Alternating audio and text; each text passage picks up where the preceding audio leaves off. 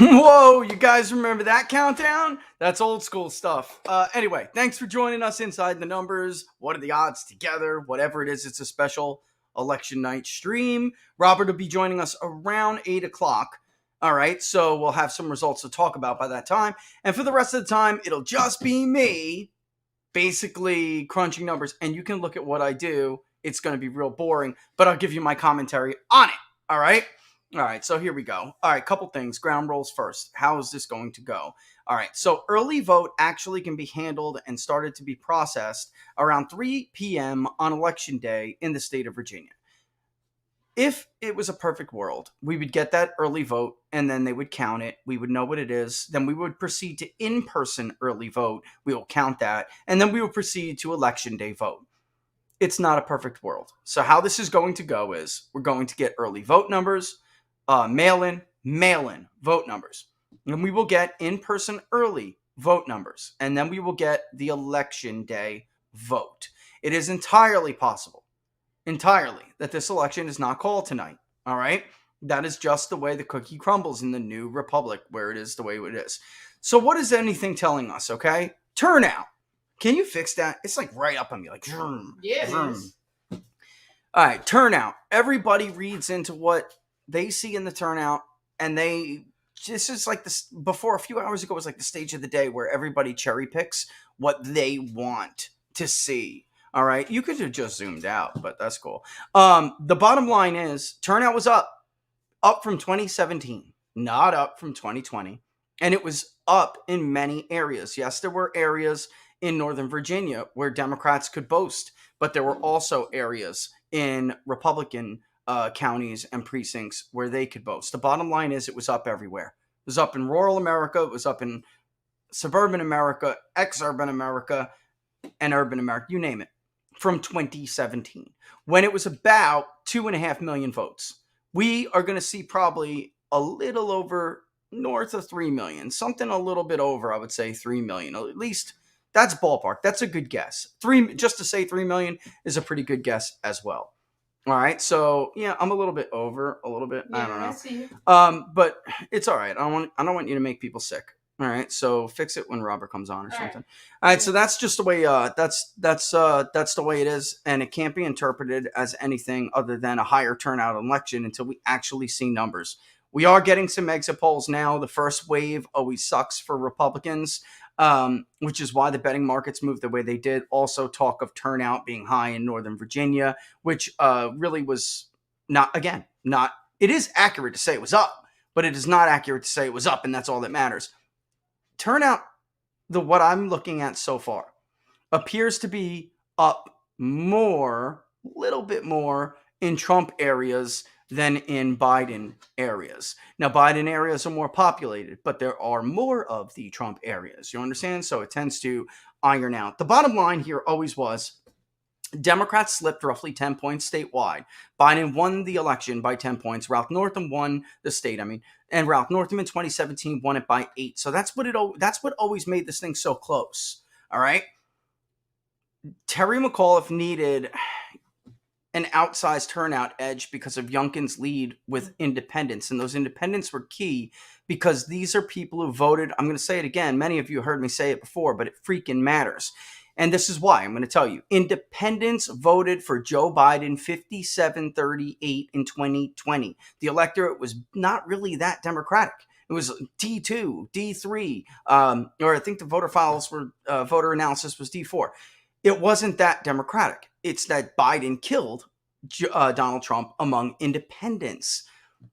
Look, I don't like exit polls. The voter analysis by Fox, I applaud their effort. Those of you who have followed me a while probably recognize where they got that methodology from. All right.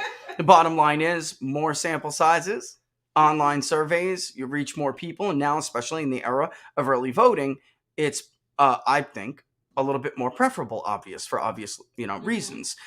They show, and it doesn't matter if it's NBC, CNN, they all use Edison research. Wink, wink. All right. It doesn't matter if they're the exit polls or if they're the voter analysis. They show that Glenn Youngkin held the Trump base, which voted, and also took a bunch of Biden voters. which we told you was going to happen. The question was whether or not it would happen enough.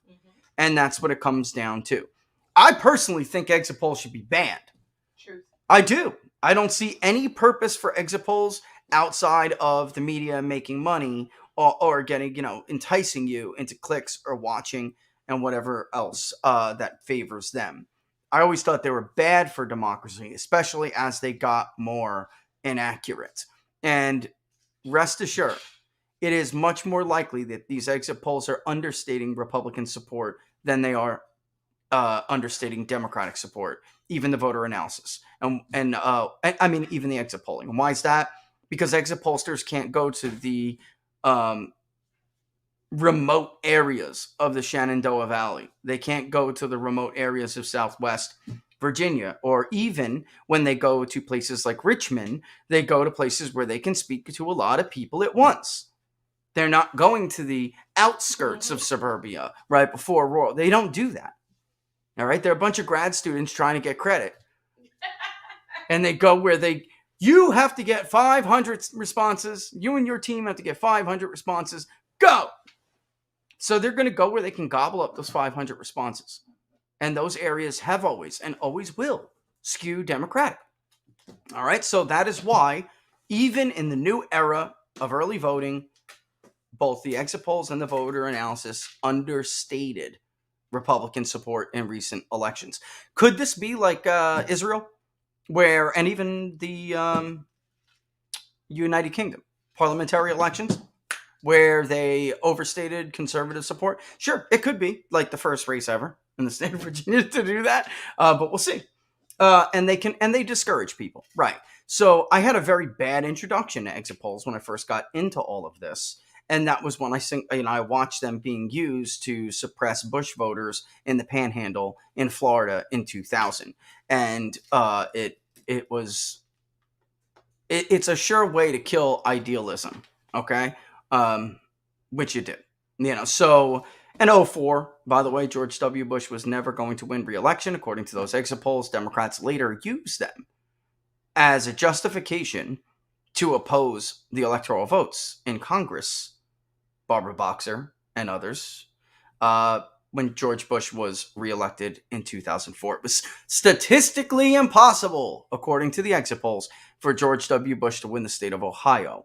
Right? So exit polls have been a force for bad in this country, not a force for good. They can lead to impressions that Hillary Clinton voters. They can lead and give them they can do horrible things to them, like make them think that the election is a shoo-in, and then only to see real votes roll in, which we're going to start seeing it in about 7 minutes.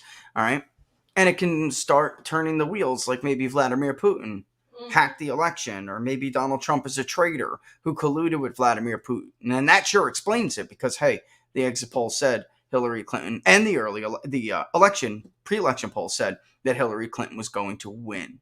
All right. So the bottom line is that it is what it is. We will see what happens when the actual votes roll in. But remember, again, we will see mail-in votes. We will see in-person votes. They will skew heavily toward Terry McAuliffe.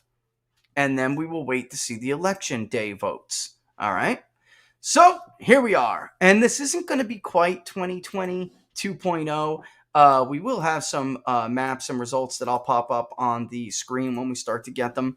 They're coming straight from Decision Desk. But when I had it on People's Pundit, I had a little bit more information than they give what it looks like they give to everyone. And that was fantastic. But at the same time, it is an off year lot. We may do that for the midterms. I may call up Drew and see if we can get them from them. We'll just have to see how big the locals community has grown at that point, which, by the way, excellent time. People's Pundit. There it is. peoplespundit.locals.com. Join when you get a chance. Look, while we wait, we got a couple more minutes here. I will tell you what they have shown. Okay. Ideologically, and yes, it is true, exit polls will skew more Republican than you'd think, even though the voter analysis favorabilities are not that different. Ideology is not that different. Biden's favorability is better in Fox's voter analysis, but his approval is still not great. He's underwater. I believe it's still 44. 54 disapprove of the job he's doing. But otherwise, let's say Youngkin's favorability, 53%. Unfavorable, 44. Trump's favorability, 41. Unfavorable, 54. McAuliffe's favorability, 44. Favorability, 53. Biden, 43-56. Actually, in both, slightly more people have a favorable opinion of Biden than Trump, but also slightly more have an unfavorable opinion of Biden than Trump. Ideologically, the electorate, conservative, 37%. That's higher than we had it in our poll.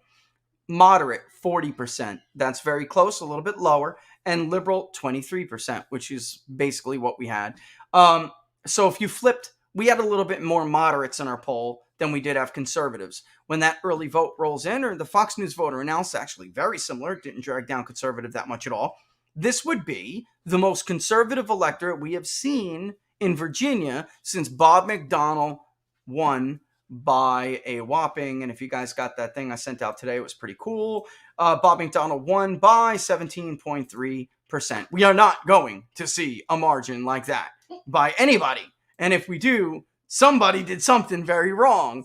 Okay, but yeah, while we wait, last few minutes before votes roll in, it is worth pointing out, I put this PDF on Locals today, up on Locals today, and it showed you the hill, the historical hill the Democrats had to climb. Since 1977, Virginia has always voted for the candidate who is of the party that did not just win the White House previous. And in every election, it's all but one where the same party won, and that was Barack Obama 2013, and guess who? Terry McAuliffe. If it is also including the House, then it's a 100% 5 for 5.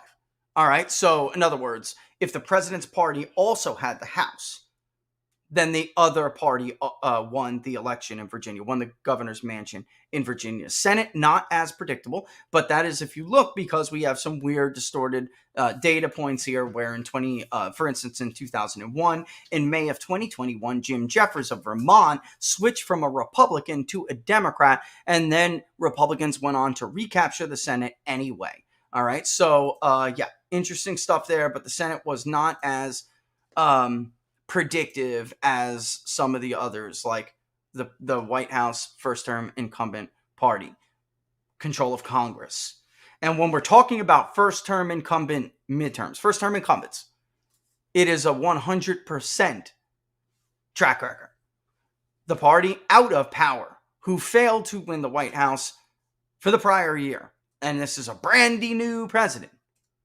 All right, that would suggest Youngkin would win this race. Let's see if I cover anything before we actually start to get results in a few minutes.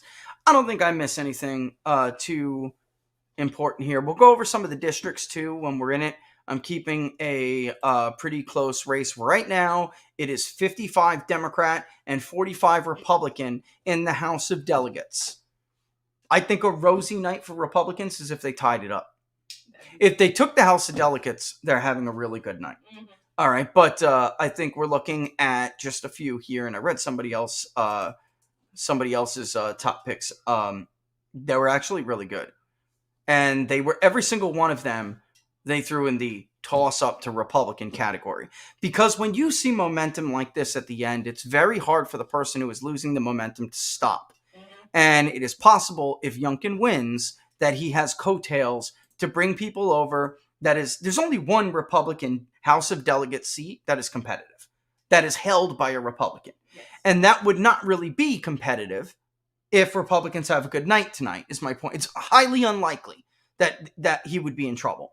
All right, it's much more likely in order: HD 10, HD 21, HD 28, HD 72, HD 73, 75. I missed one. 21? Did I say 21? I think I missed 21. Sorry. 10, 12, 21, 28, 72, 73, 75, 83, and 85 are in, I would say, the top of the lot, even though there are others. the top of the lot where it really does matter. All right. It's 7 o'clock now. We should get Fairfax's dump pretty damn soon. All right. If Youngkin is at 30% of this vote, it would be incredible. But I don't think I would expect that. If he is at like 28, it's a good sign for him. Yeah. But we'll see. Biden's was overwhelming in Fairfax. Okay, so let's see if we are starting to see some of this dump. We'll refresh it. It's an API, and it calls every 30 seconds or so. I'll keep refreshing it, and we will see. All right. It's kind of old school, though. Fairfax, nothing. Loudoun, nothing. Loudoun County, of course, is obviously very, very important. The Youngkin campaign believes that if they improve on Trump's margin in Loudoun County by 5%, that they're in good shape and can win. Biden won Loudoun County, 62% of the vote. All right. Again, all of these early vote numbers are going to be very ugly for Glenn Youngkin, and we will see. All right. All we can do is kind of wait a little bit, guys. That's the name of the game. I'm just going to keep refreshing it, and we'll see. New Jersey will close at 8, just for everybody. Look, I wouldn't be surprised if New Jersey is closer than people think, but I just think the real question tonight is Virginia, so I will focus most of my efforts on Virginia. There are some other notable, neat little races out there, but the only 2 governor's mansions are Virginia and New Jersey. Murphy is expected to hold on there. I think it's only a matter of by how much. And I don't mean to say that, if this race is closer than people think, and it's what Robert and I spoke about yesterday. I mean, if this isn't like over 8 points or something, like 11, Biden won this thing by 20, and New Jersey is one of 2 states that voted more for Joe Biden for Donald Trump than we're getting some for the Virginia House of Delegate seat stuff in here. It's starting to, I just know it's coming because it's starting to give me a little bit of a color. Of course, there is, all right, well, look, Terry Kilgore obviously is going to win Virginia House of Delegate 1. There is nobody really running against him. All right, so that's up on the board. Republicans, you got the, that's it. All right, come on, let's go, people. Start counting the votes. Yeah, where was I before I saw that shine in my? Yeah, I think that New Jersey, it's only really a matter of the numbers. All right, so come on here. We'll refresh and refresh and refresh. The joys of watching the numbers roll in. Again, folks, Loudoun County. I'm also going to be looking at Chesterfield. Youngkin needs to do much better than prior Republicans have done in these areas. The question for me is whether Gillespie did that badly there because it was an off Republican year. Mm-hmm. It was a bad Republican year, and because the state was obviously trending Democratic. The question is whether or not Youngkin made sufficient use of the issues which voters agreed with him on, that he was able to turn these persuadable voters. What the exit polls do suggest is that there are a lot more persuadable voters in the state of Virginia than people believed. And Democrats may have got a little bit overconfident here in thinking that their base was big enough and growing in Virginia, and that was enough. There's a lot of parents in this electorate. In the exit polls, it's like 65% of Election Day voters are parents with school-age children. That is no bueno for Terry Mcauliffe, considering Youngkin's margin there. Could you look and see if they give you the I know that on the exits, the late breakers broke for Youngkin. I'm curious to see the voter analysis, what it was. It should be over there. I don't know. You don't have to turn it on. It should be just on the screen. Okay. All right, and it should give it to you. But I'm curious to see the difference in the exit polls versus the voter analysis. All right, come on, Loudoun County. Come on, Fairfax County. Give us some numbers here, folks. Give us some numbers. All right. You know what? I'll show you what I got, what I'm seeing here. What you're looking at. Let me show you what I'm looking at so you can see. Okay. Ta-da! All right, so there it is, and I'll give you a better background. So I'll give you a better background so you can see it better. let's go with the inside the numbers background. All right, so it's darker. And I'll kill that ad for you. All right. We should expect them within a couple of minutes, at least some. Again, they can work on them early. A little bit like Florida, but not quite as early as Florida allows people to work on them for a long time before the election, not just a few hours before the polls close. You can't count them, but you can handle them and process them and get them ready to roll. And it is a process. So, I know people are always like, why didn't the vote be counted early? I will say this. I absolutely agree with some people that I have heard give some commentary tonight. If this thing is going the way it's going, I just pray to God that this is clean. I don't think our country can stand any more turmoil. I just don't. I don't think we can stand any more questions, I just want this to be a clean outcome. Yes. No matter which way, clean and not in question. All right. We'll be comparing some of these results to Trump's margin, but does certainly. Look, at this point, it's already unless these exits are totally wrong, it's a given that Youngkin improved on Donald Trump's performance. A given. The question is just by how much, and is it in the right areas enough? All right, we'll be happy to see and wait. A lot of this is just waiting, guys. You know that. See how exciting it is? Which is why I usually have somebody. Seniors, Mcauliffe 43, Youngkin 57. Yeah. All right, what is it? Seniors, Mcauliffe 43, Youngkin 57. That's a bigger margin than we had in our poll. That's 65 plus, by the way. It was okay, go ahead. White men, Mcauliffe 40, Youngkin 60. That's a big margin. No degree, Mcauliffe 32, Youngkin 67. These are very close on the margin races, but Youngkin put up numbers. He did. White evangelicals, Mcauliffe 20, Youngkin 80. Whoa! Are you serious? That exceeds Donald Trump by about 6 points. 51, 48, Youngkin. Youngkin won the suburbs. No, Mcauliffe 51, 48. Okay, because we had it 50-47 Mcauliffe. So it's even closer. Well, it's still 3 point. It's still 3 point. Yeah, He's just got to shave down those because the suburbs include the DC suburbs in Virginia. So he's got to keep it much closer. Yeah, they can hear you.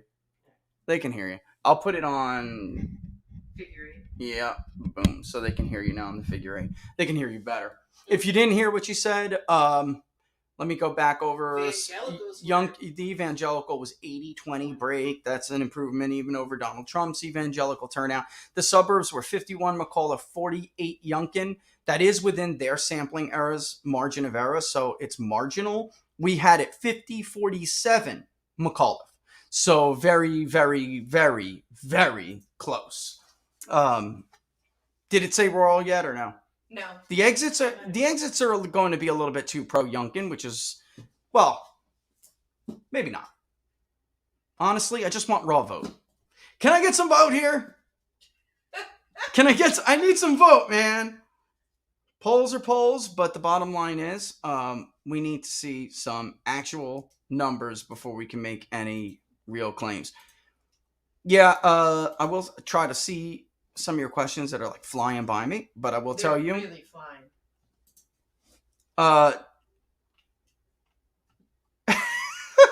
I don't want to even say that with if that was true.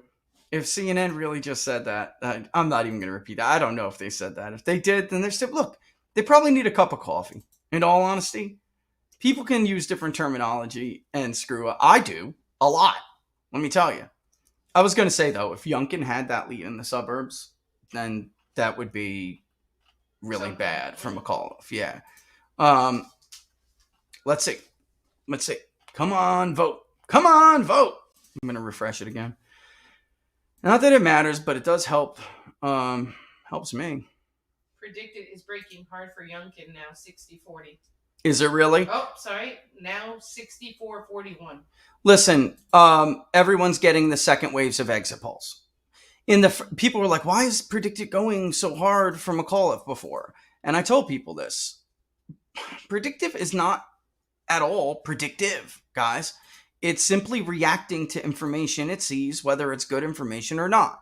And the bottom line is, exit polls in the beginning tend to come in and skew much more Democratic than the second wave.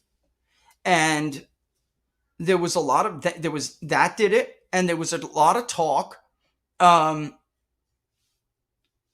was a lot of talk of turnout being very high in Northern Virginia, and that was, like I posted on Locals, completely out of context. Yes, it was true.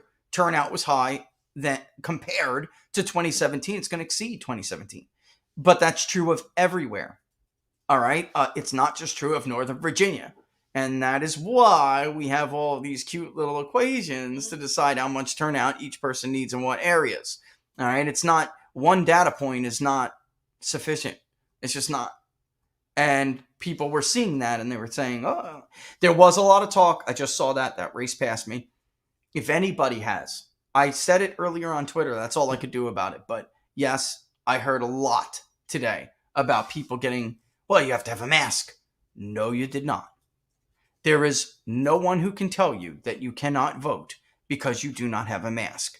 People cannot, the right to vote in this country does not hinge upon whether you're a mask-wearing Mary, okay? No offense to people who are mask-wearing Marys, all right? But the bottom line is, I got a lot into the Constitution here. I don't know who else reads it. I've read it a couple of times. I don't see anywhere where it says any of these rights are contingent on wearing a diaper on your face. Sorry. I mean, the bottom, yeah. That is true voter suppression. True. Because everybody knows who that was geared toward. Right? I don't think anybody would.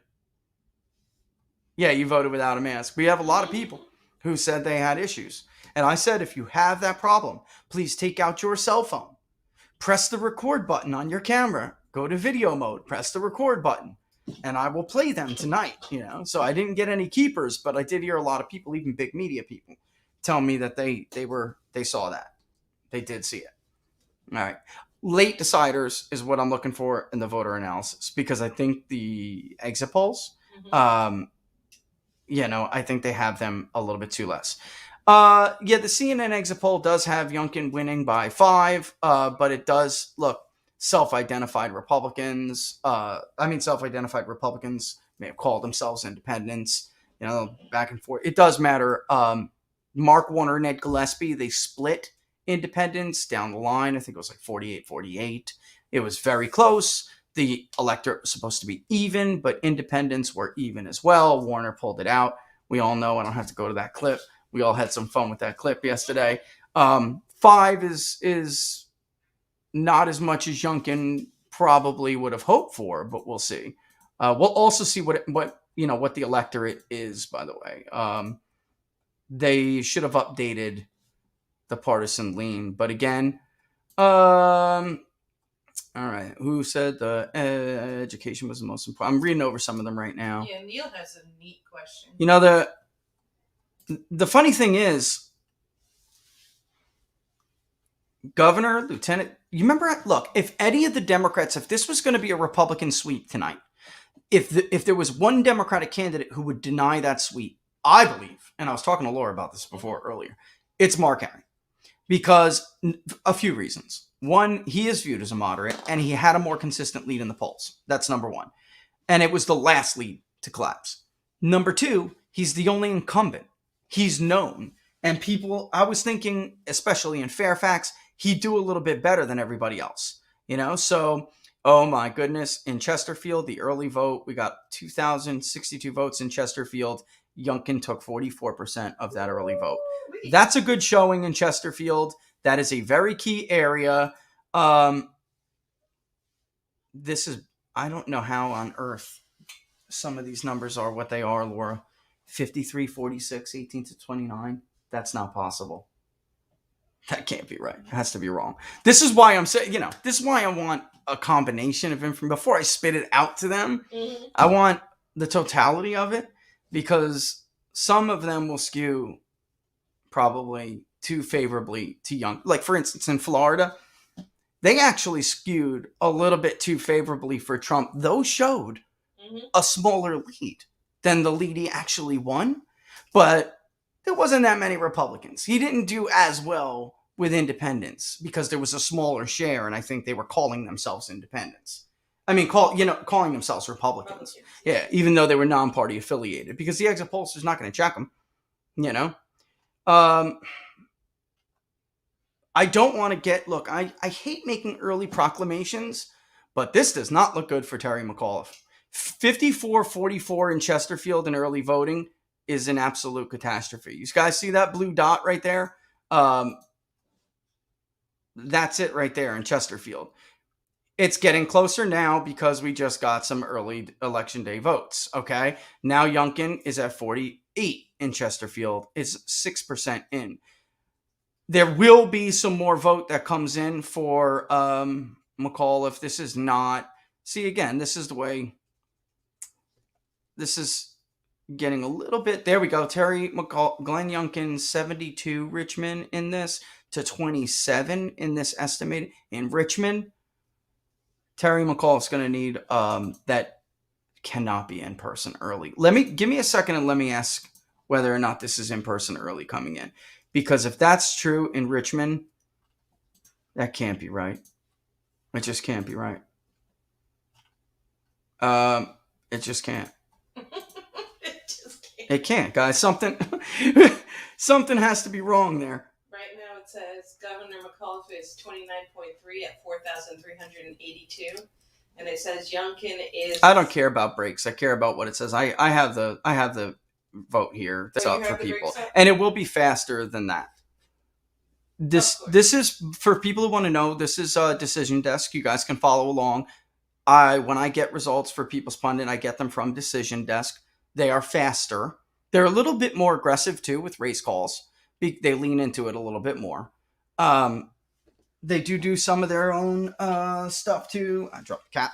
They do some of their own stuff on the ground, and it gives them more information.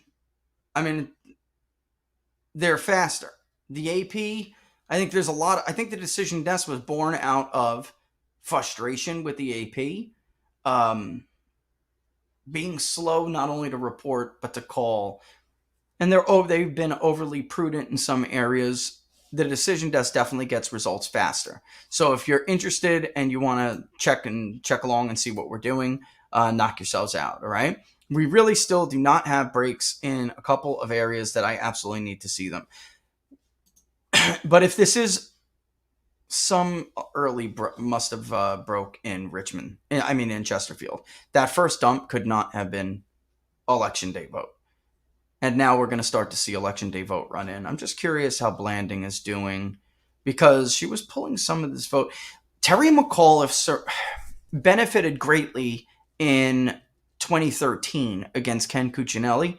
He benefited greatly from having the Libertarian Party candidate on the ballot. You guys may remember the Republican Party had a meltdown, and you will see Terry McAuliffe pick it up and get closer.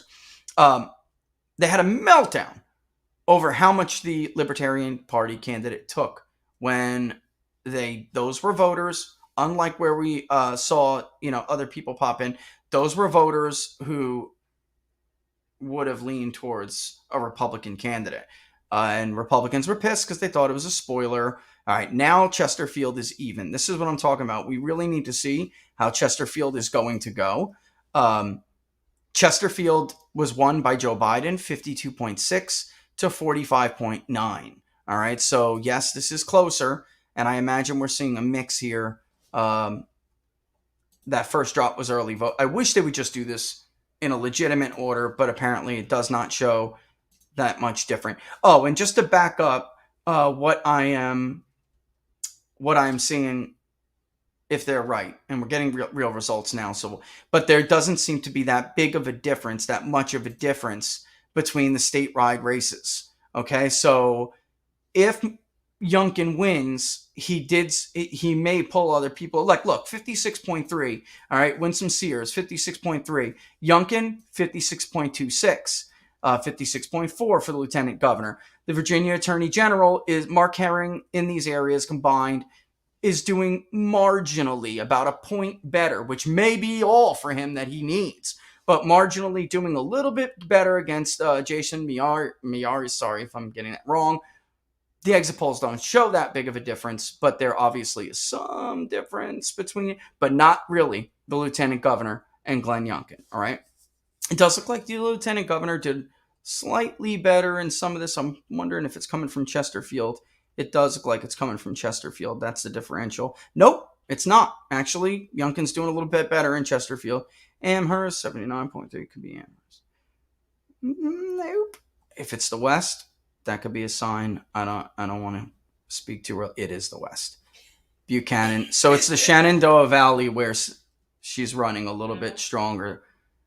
A black, more conservative candidate is running stronger in the mountain region than, and that's early. We'll see. All right, than Youngkin. But it's so early. It's ridiculous to even read into it. It just caught my eye a little bit, and it's not. We'll wait. I remember seeing some stuff like this with Loeffler and Purdue in Georgia, but we will see. All right. Really, guys, it's a waiting game. Give me a second to look, and this is the boring part for you guys. Yeah. I'm gonna do some numbers in my head here. Okay. Do you want your whiteboard? Nope. I got my. Oh no, I don't. It's right there. Thank you. That's what I was saying. You guys want to see something cool? Not even cool. Funny. You think Karl Rove was the whiteboard guy? When it comes to election nights, I've been doing whiteboards for a long time. People are asking me what it says. What's it? They should, if they're right, it's Youngkin by like 2. All right. If they're right, and that's so marginal. And it could be a little bit less, could be a little bit more. Could it be like 2.8? Or they could just be wrong and Mcauliffe ekes it out. But I'm saying it shows Youngkin by like, Youngkin won a very significant chunk of Biden voters. Mcauliffe did not win any of Trump voters. It is the race I told you it was. Okay? Mm-hmm. It is the race I told you it was. That you promised. That I promised you guys. It would be the story of the night.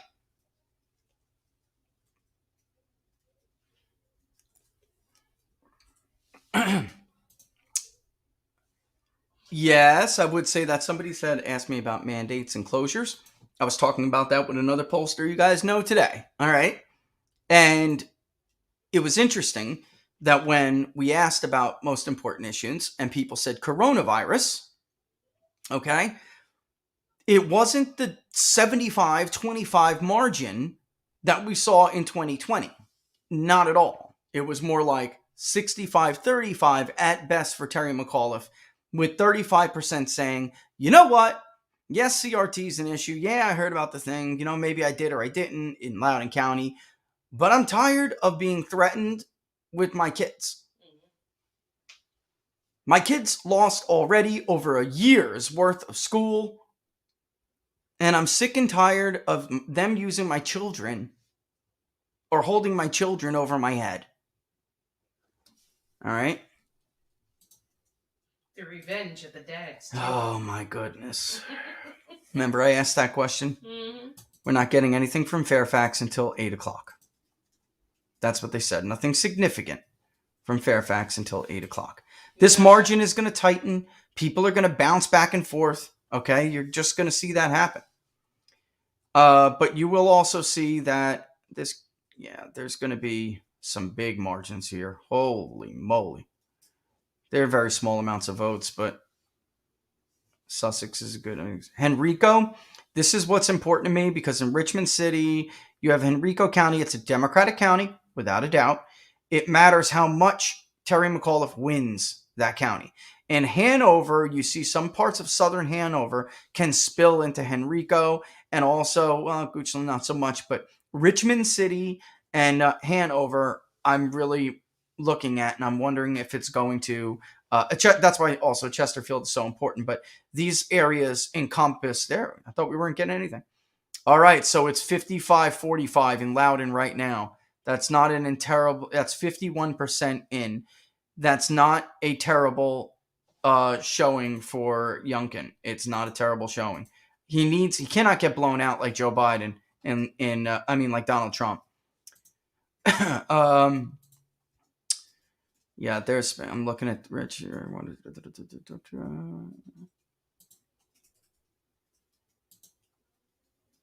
Yeah, I'm told these are early votes, Laura, in Richmond.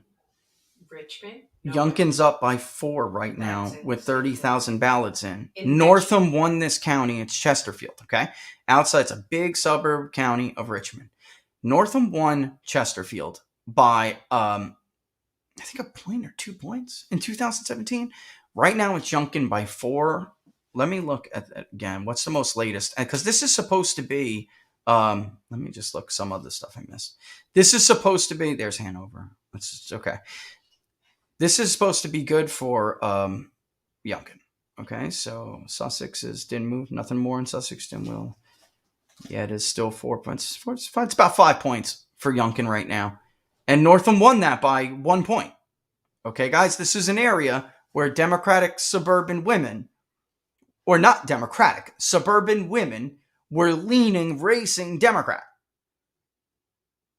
This can't be early vote. And I just got a response that it was indeed early vote. This can't be early vote, Laura. And there, by the way, is supposedly 100,000 ballots in the ether. In the ether? In the ether. I just don't understand, and I never will understand, how you just can't get your damn ballots in. Florida state. I know, because you know why? We didn't want to look like fools anymore. The hanging Chad disaster. Yes. We actually had Democrats come together and say, you know what? We can do better than this. Now, we have had legal challenges to some of those laws. Anybody know where my lemon head went? Halloween. You want me to get it for you? Yeah, I mean, I'm looking right now at some of the results, and I'm just kind of waiting. I know there's results pouring in here, guys, but honestly, I'm just looking at what's notable and what isn't. I mean, look, everything's notable, but I mean, things can change pretty significantly. If this is early vote in Loudoun County, 51%, and it's 55-45, Joe Biden won this county by 62%. This is the heart of the fight over gender-neutral bathrooms. There's Arlington. This is what more I expected. Arlington is a very, very Democratic area, and right now it's 82. That's early vote too, which suggests that Mcauliffe may not do as good as Joe Biden did. Arlington was about 81.5 for Joe Biden, 17.2 for Donald Trump, and as you can see right now, currently Youngkin is already doing a little bit better than Trump. Terry Mcauliffe is slightly falling down. If this really is early vote in Arlington, it's not a good sign for Terry Mcauliffe. It's not. It's because it will get worse. It will get worse. All right. All right. I just keeping an eye on Chesterfield. It's so damn important. And I'm skeptical. Thank you so much. Not on. It is on. I just don't. No, not on me. Oh, you want me to put it full up? Hey guys, we'll do this right now. Boom. Okay, just for now. All right. Well, Laura hands me some candy. All right.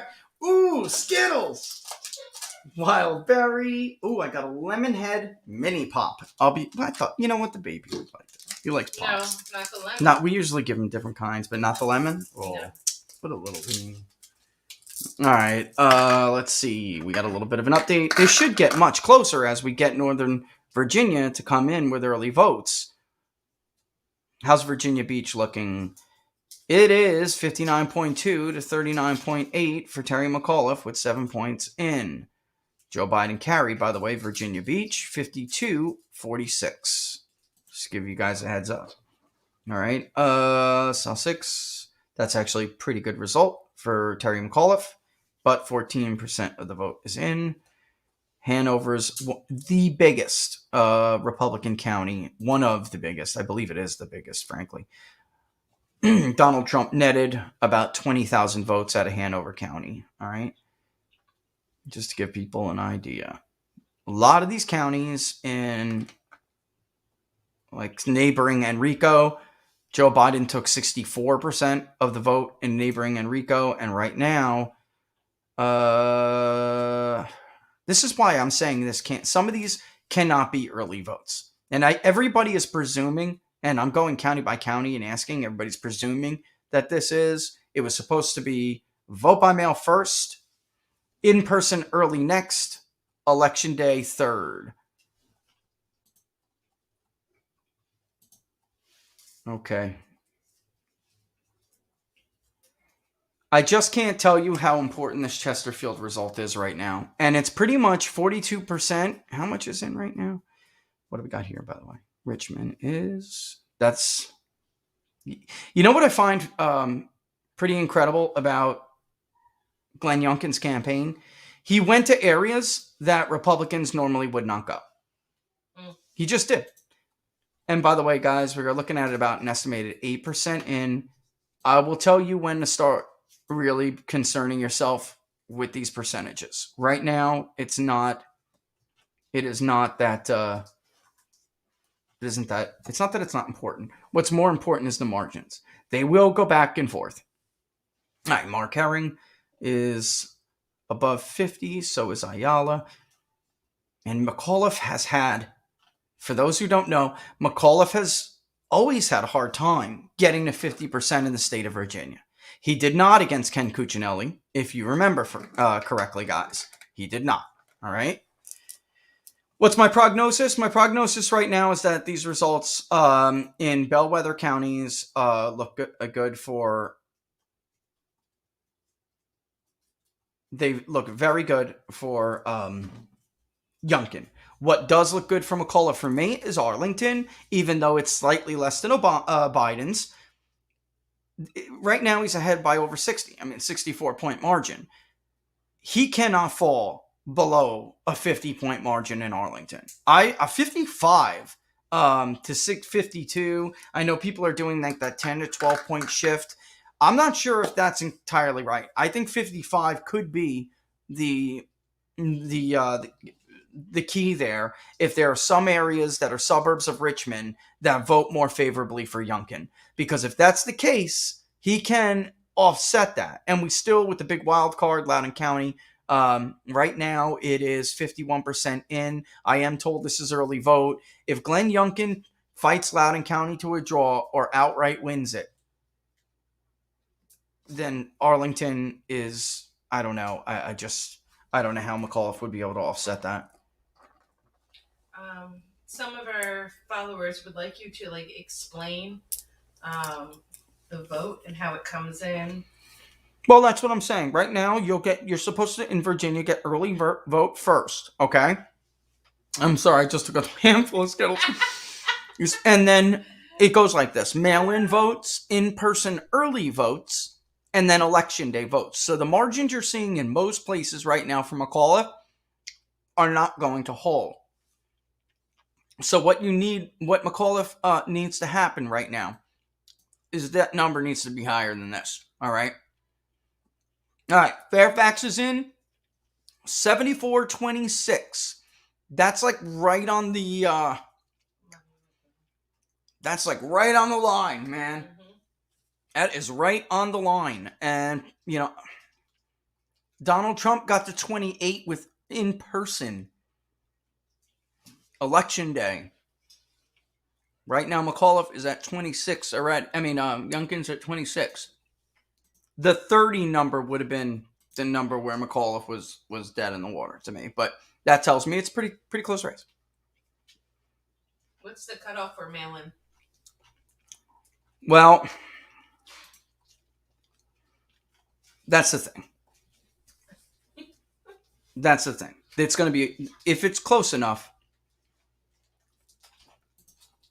Okay, I did just get confirmation, Laura, that Loudoun County is early vote, and Glenn Youngkin did take 46% of that. So, with 77% of the vote remaining, Youngkin is only down by 7 in Loudoun County, and that is that's pretty incredible. We're going to start to see some election day vote come in now for Loudoun. A lot of that was absolutely mail-in. We're about 200. 2 1/4. votes cast in Loudoun in 2020. Right now, we're looking at 107,000.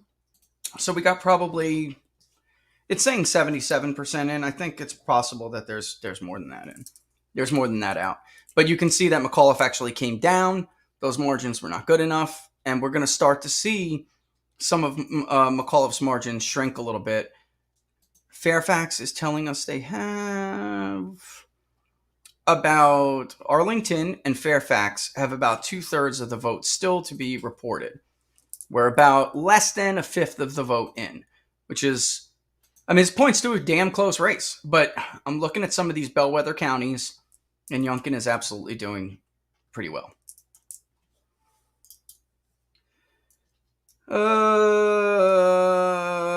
Enrico County, he missed the mark. And by the way, this matters for the district, the House of Delegates races, that Youngkin is doing this well in places like Enrico County. In the early vote, what did you think Mcaulife's target was? 59%. 60% was like, oh no, I think I'm in a little bit of trouble here. 59 was, this is not good, and he actually took 52. So he's underperforming. Mcauliffe is underperforming. I'm just trying to be short and sweet. Whoa! Mcauliffe is doing well in some areas. Like Arlington, he's not doing that bad. Prince William, he's a little bit up. So if he falls, I don't mean a little bit up. He's up. But I mean, we're talking about targets. So he can offset some of this stuff. Drop the damn skill. I read it. I'll get it. No. Nobody can see. They're looking at the graphics. Oh, okay. Like bent upside down, twisting. That's the game of politics, folks. That's the game of elections. That's the margin game. You can give a little here, take a little there. As long as you keep taking. I'm trying to look at where he did Better than usual. Yeah. People don't like how you said that's the thing. It wasn't very What? When I said when will the votes that are mailed in be finished, and you were like, yeah, that's the thing.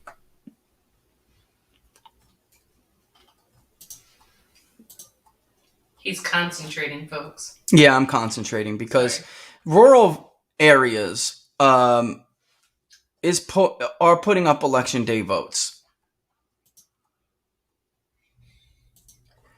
All right. This is a close race.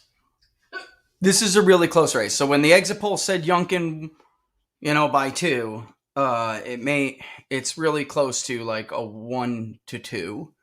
It's close, guys, because Mcauliffe is doing better in some areas than I think some people expected him to. There is plenty of opportunity for him to run up some stuff here. There's just no doubt about it. But election day vote, by the way, Buchanan is a good example. The election day vote is just a little bit under Biden, and there is no early vote or vote by mail-in yet. Now, it is entirely possible Mcauliffe does worse in that vote by mail than Biden did, because he has done worse in a lot of these other areas. But his election day vote does not look that bad. So, before you start seeing him missing all these big targets, and you think, well, that's good for Youngkin, you have to look at areas where it could potentially be offset. And right now, Mcauliffe's up 52-47. I honestly think 20. It's to run that up a little bit. It's going to be reported differently than you saw in Northam versus Gillespie, because we simply didn't have all of these vote by mails in the way we're doing it right now. I mean, it's really all over. Jersey polls close in 20 minutes. Chesterfield County is closing a little bit. It's a very important county. Louisa, Spotsylvania, Orange. And I just want to look and see versus everyone else. It's still Youngkin, 52-46.7. Mcauliffe should be closing the gap in Chesterfield a little bit. Let me just restart it just in case I miss any. Sometimes you miss API calls. So I'm redoing it. No, it's still Republican. All right. 52.7 for Lieutenant Governor. 52 point. Ayala is actually running a little bit ahead of Mcauliffe. And now Youngkin is doing better than Sears. This gain in there is the Attorney General is only doing marginally worse, but marginally may make all the difference if Youngkin wins this thing by a point. If he ends up winning it by a point. But the results say that the gains that we are seeing Republicans make in some of these areas, they're absolutely across the board. No, I don't need any more. I'm going to start chattering my teeth soon. I'm just trying to keep you energized. Because Herring was really the last person to cede the lead, all right? All of the other Democratic contenders began to fall statewide races. Well, the other two, really. But Herring is an incumbent. A well-known incumbent was, viewed as a moderate to largely, viewed as a moderate. And a lot of these old rules of incumbency are basically going out the window.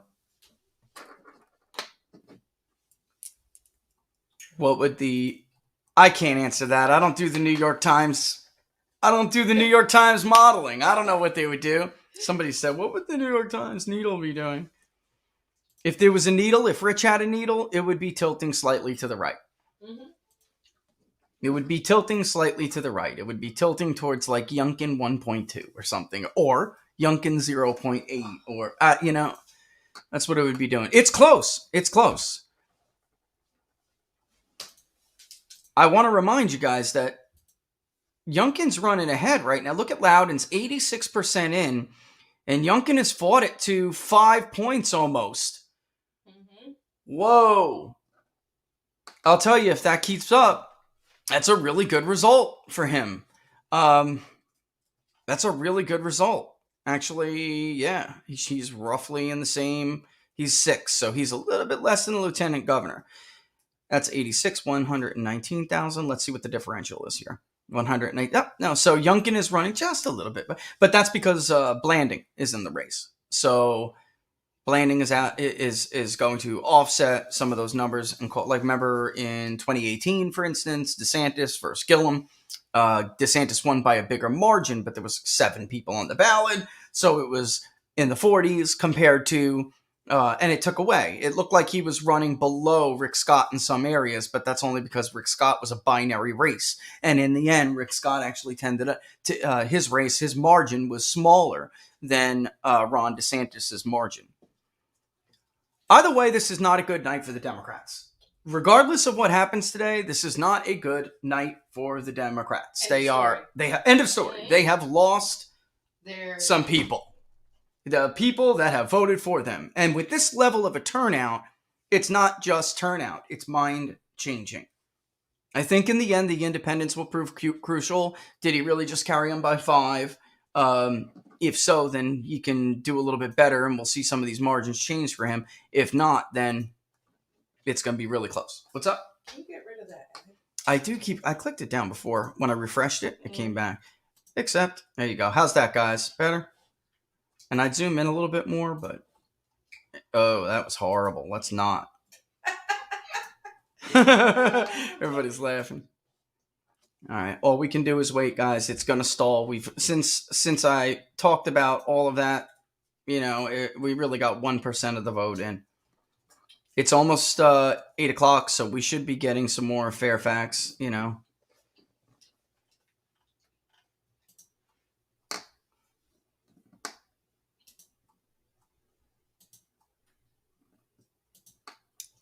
Yeah, we'll have to see if...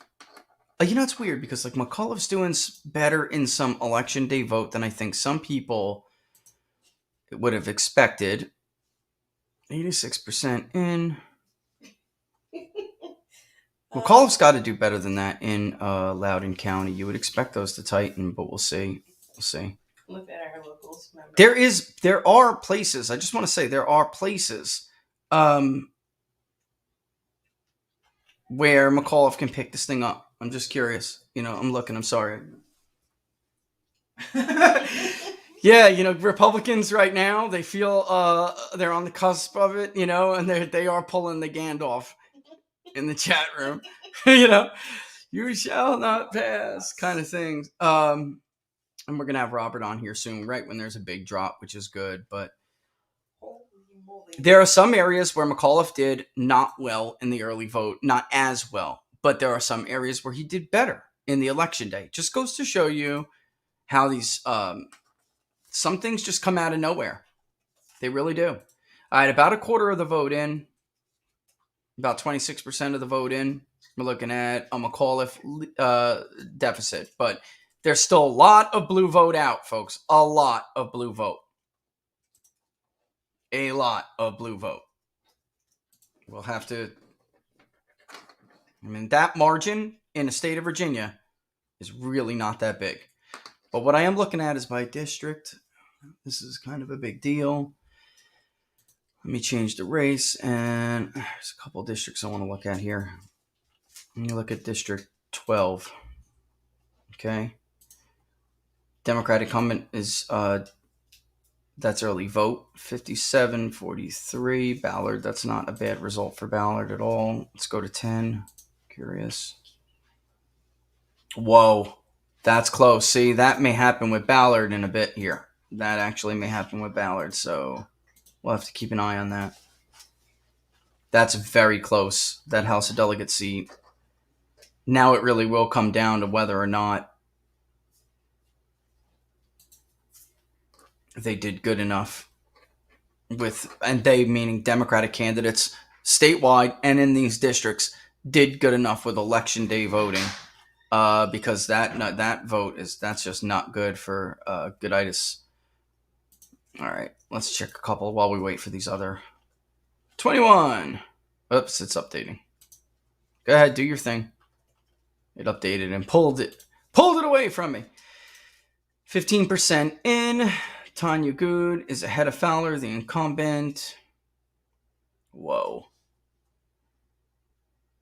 I think it's fair to say the House of Delegates is definitely really in play. It really is. I got to be honest with you guys, I was skeptical. We only did a generic ballot, which is to gauge, the point I was trying to make was whether 7 and potentially 10, if it was really that bad for Democrats, whether that was, wow, Durant looks in good shape. Yeah, I was trying to see whether or not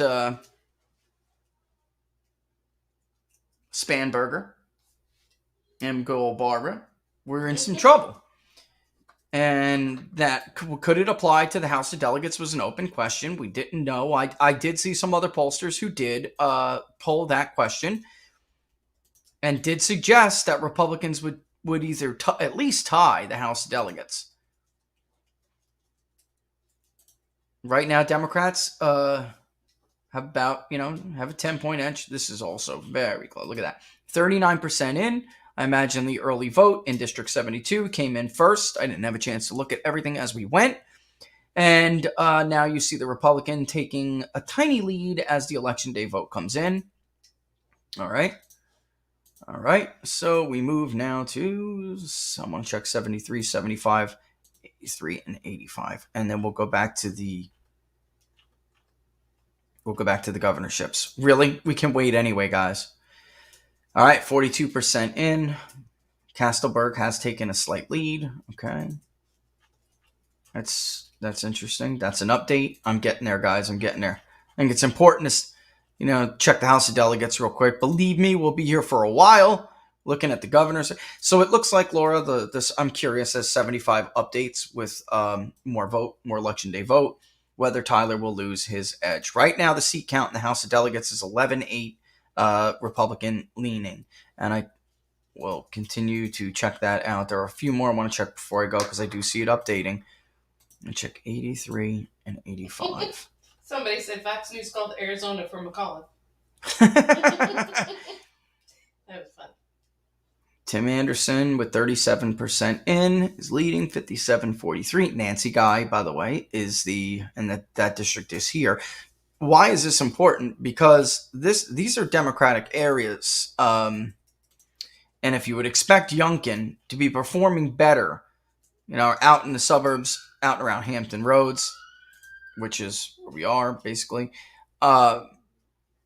you would expect them to have some coattails. So I'm looking at some of these districts to see how things are chopping out here. With 30% in, it's 55-45. Very close races. And I know it doesn't look close here, but it's 30% in, and we'll see how it goes. All of these races are really tight. The Attorney General, again, you can see Herring has a little bit more support than the other Democrats. We have 27% of the vote in now, and Mark Herring is running about, I'm sorry to do that to you guys, about 1.2, 1.1. That's been the case the whole night, running a little bit ahead of Terry McAuliffe. I really did think I felt very strongly that Herring would have, if this did turn out to be Republican victories statewide, that it would be very, very possible for Herring to hold on even as the other two statewide offices went Republican. All right.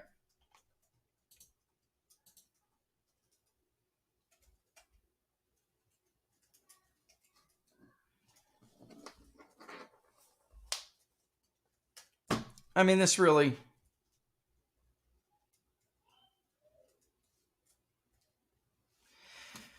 People want it. Look, we had a 2.8 plus 3, right? It's not going to be that high. Yeah, but it's just there is so much that's still really in there.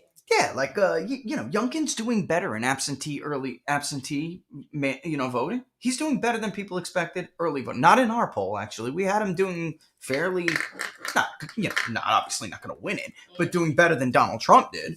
Yes. And Terry McAuliffe is doing better than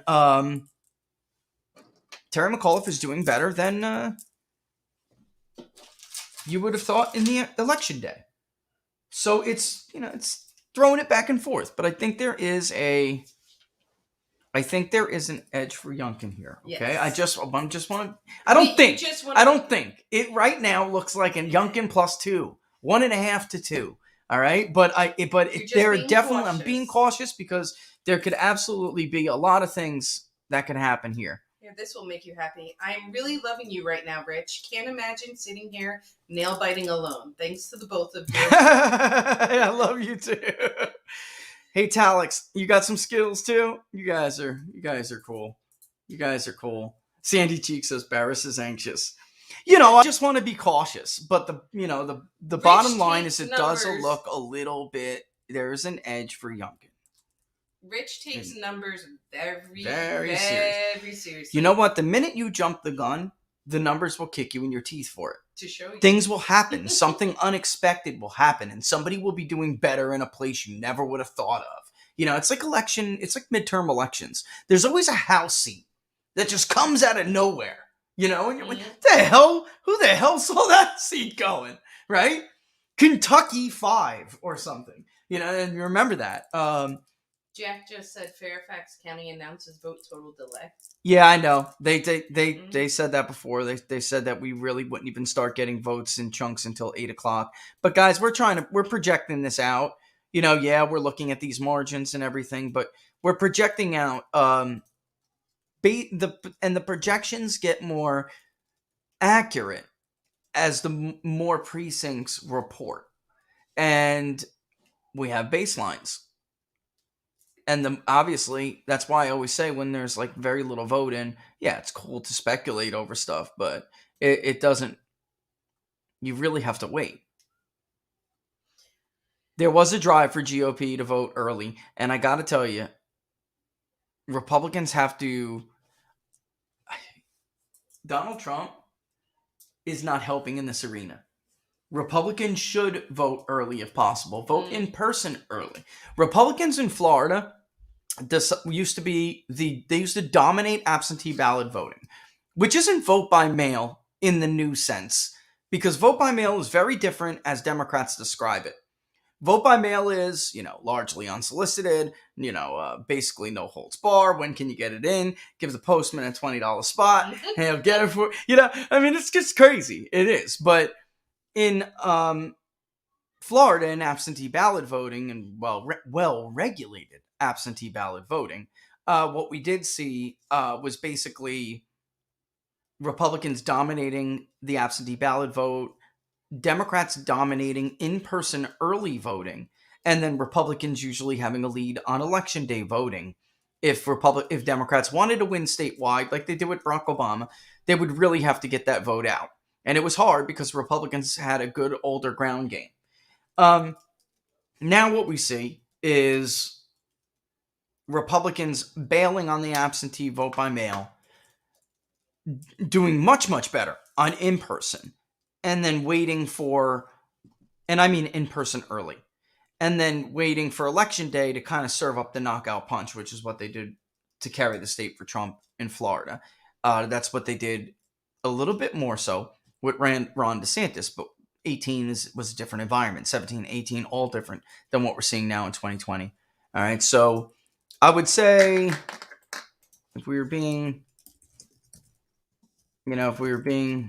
fair to the president, but also criticizing him where it's necessary, he needs to stop telling Republicans that all early voting is rigged. Yes, that's annoying. It doesn't help their cause at all. The D.C. suburbs, Youngkin in the exit polls did not win by as much as we thought he would, okay?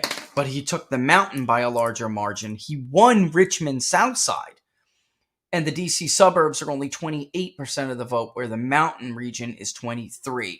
So that's incredible to me. McAuliffe won 18-29, 53-46. They tied 30-44. Pound. I told you that was going to be close. Oh, yeah. Everybody's like, that's ridiculous. I'm like, oh my God, okay. 45-64, which, say it with me now, guys, is the swing vote in Virginia.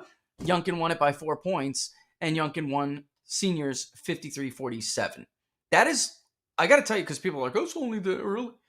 Fox News' voter analysis looks pretty damn similar when it comes to age group. The electorate is younger than we had it at. What did we have it at? No. That's a good question, and I want to look. I want to look for posterity. We had... Where's my final weights? No, sorry, Todd, that's your poll. Oh, Todd asked if we could do... Yeah, I will. I do want to give a shout out, and also thank. It was very cool to partner with Creative Destruction to do that poll. Oh, yeah. 47-47.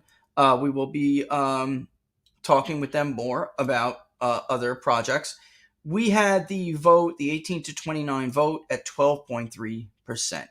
It looks like it is going to be shy of that. Party ID is 35-35-30.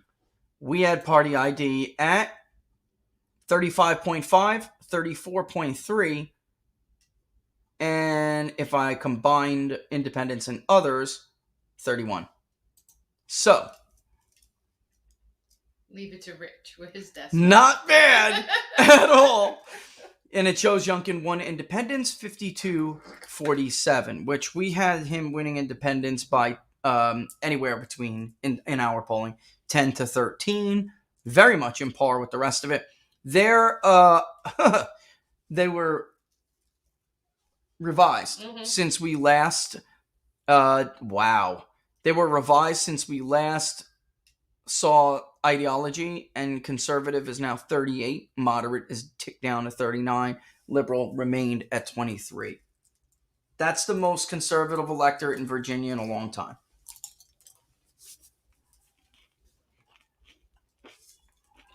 This can't be right. It's 74% white.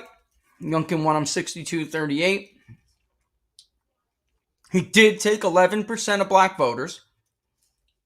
It looks like he still lost, Youngkin lost Latinos by quite a bit, which surprises me. 69-30. That's weird. Bullshit. Hey. Oh, did I say that? That was an accident, ladies and gentlemen. Did you that? No, I thought I did. I'm sorry. I apologize for that.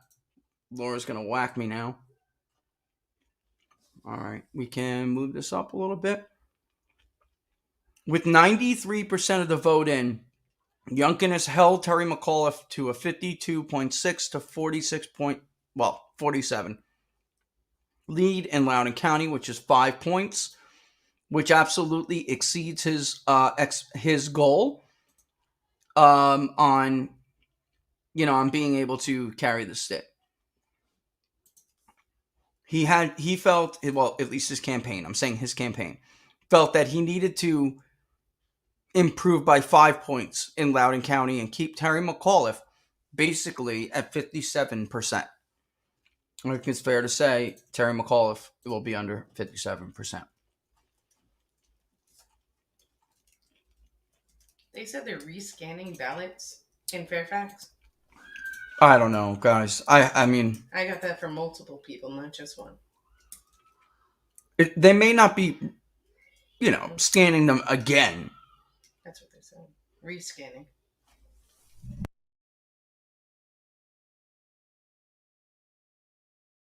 Oh, that came straight from the Terry McAuliffe's campaign. Pushed by Jackie DeFusco, who is a Democratic. Oh, no. Jackie 8 News.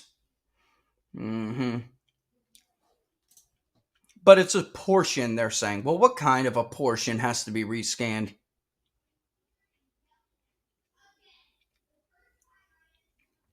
Sean Davis says, I regret to inform you that the Democrat vote riggers are at it again. They just, listen, for the love of God and for the sake of the country, Fairfax County. Listen, I'm not saying anything right now. What I am saying is this. For the love of God, Bob Beckel and friends, we can't afford this as a country. Just report your damn votes. Because sooner or later, you're going to cause a real bomb. And I don't mean a bomb like boom. I mean, you're going to cause a civil unrest in this country. Just report your votes, please. Crying out loud. You're going to create a huge problem. Yeah. One that you're not willing to take on right now. That's all I'm saying. And I'm not saying they're doing anything wrong. I'm not. I'm saying please don't do anything wrong. Please. You're forewarning. Just handle the election correctly. It's just when when Mark Elias walks into the picture. I know. It's very shady. It's totally suspect. So it's like. I totally agree, Fallout Zone. They're playing with fire here. They're playing with fire here. It is not. Yeah, Twitter is flipping out, MSF. That's why I just glanced at my timeline on Twitter.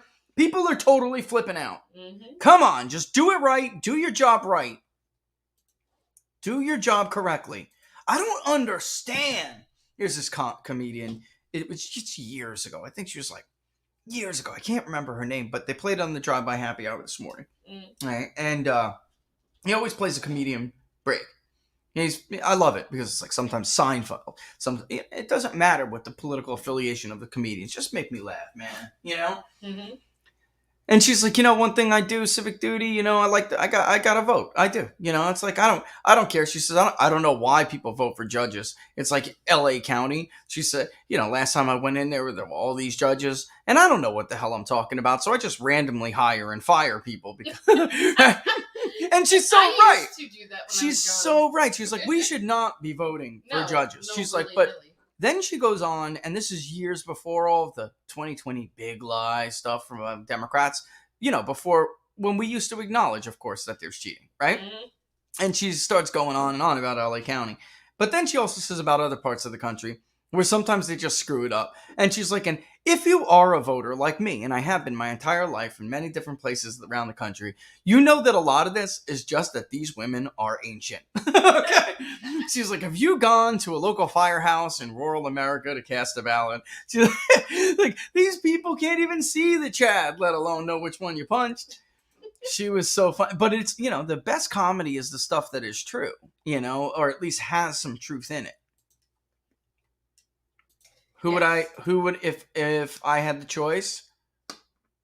I'd rather be Glenn Youngkin. If I had a choice, I'd rather be Glenn Youngkin. Yes, there's no doubt about it. Just to answer that question. Not that it's like a big advantage. It's just that you have to break it down to like, is there a better than 50-50 chance based on what we have so far? And the answer to that is, yeah, there is. It is more likely that Glenn Youngkin wins this race than Terry McAuliffe winning this race. You know, right? Got any of you work for the Veterans Administration? You know how the VA does their claims, or maybe you guys are veterans, right? You know what I'm talking about. It is more likely than not, yes, that Glenn Youngkin wins this race than it is for Terry McAuliffe to have won this race. Hector has a fantastic question. Hit me, Hector. And I would get back to the number, guys, but right now we really just have to wait and see what's coming in. Yeah. Glenn Youngkin's taking some rural election day vote to widen his lead a little bit, and this is what it will come down to. Is there enough of that for when Fairfax makes their big old dump? Because they're going to do it. They have 2/3 of the vote that's remaining. That it may get a little bit better for Glenn Youngkin, but you're looking at 120,000 votes right there. That's just enough to keep Terry McAuliffe away, what Glenn Youngkin has in the bag right now, okay? And then you have Loudoun County that really, and how's Arlington, by the way? They're about halfway in. So Terry McAuliffe would about tie right now. And then we would have what we have in the rest of this place. Prince William, McAuliffe's slipping. He did better in some of these areas, and I thought Manassas City, let me just see, it's so small. That's not a bad result. See, these are areas where Joe Biden would have really stretched his legs. And by the way, not only, but Ralph Northam. It's such a tiny thing. I'm trying to get the comparison to show them. It's like a speck. It is. It's a speck. Oh, I just went over it again. Okay, Joe Biden won it by 23 points. Oh my God, that was so hard to hold. Joe Biden won it by 23 points, and they're separated here by 9. That's a 12-point shift. What does that tell you? If that was a statewide bellwether, Glenn Youngkin by 2. Mm-hmm. Okay, 2.4 if you really want the decimals. Glenn Youngkin by 2.4. So back to Hector's question. Hector! Sorry about that, buddy. Rich, tell me, why do Americans let public workers count the votes? Here in Spain, we choose random citizens for the vote counting, and all parties are allowed to watch. Hector, I freaking love you. Right. I have been an advocate for this for a long time. FDR would have been an advocate of it. He hated the idea of public sector unions having any power over election administration or even policy making. Sausage making. Mm-hmm. There's 1,000,001 ways that can go very wrong. There is no reason you would ever want to put people in charge who also run the system. Those people have to have, forget about being in charge of anything like this. They need to be subjected to oversight. Yes. I'm not cashing dispersions on them. It's just good government. Accountable government is good government. And effectively, a vote is holding the government accountable. How could you ask the government to count the votes that you're using to hold them accountable? You're asking for kids to cheat on their SATs. Mm-hmm. By the way, you grade your own SAT. It's stupid. It's incredibly stupid. Think about it. Yes. It doesn't make any sense. All right, this is what Youngkin needs to do. He's doing what he needs to do here. Prince William's going to tighten. That looks like that's probably going to tighten to me. Whoa. Wow, that's crazy. Albemarle 5% in. That's a little shocking. A little. By a little, I mean a lot. Now, there are some areas, again.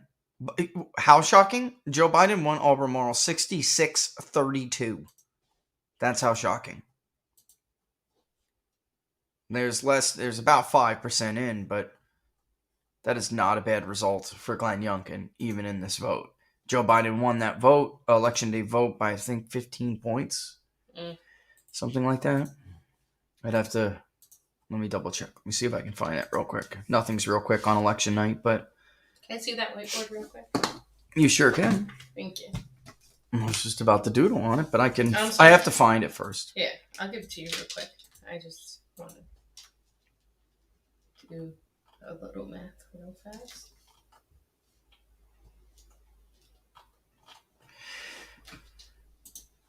It's 15 points. I don't need to do that math in my head. Just show up, Richie. We're going to nail this election. It's going to be beautiful. Our poll is going to have nailed this election.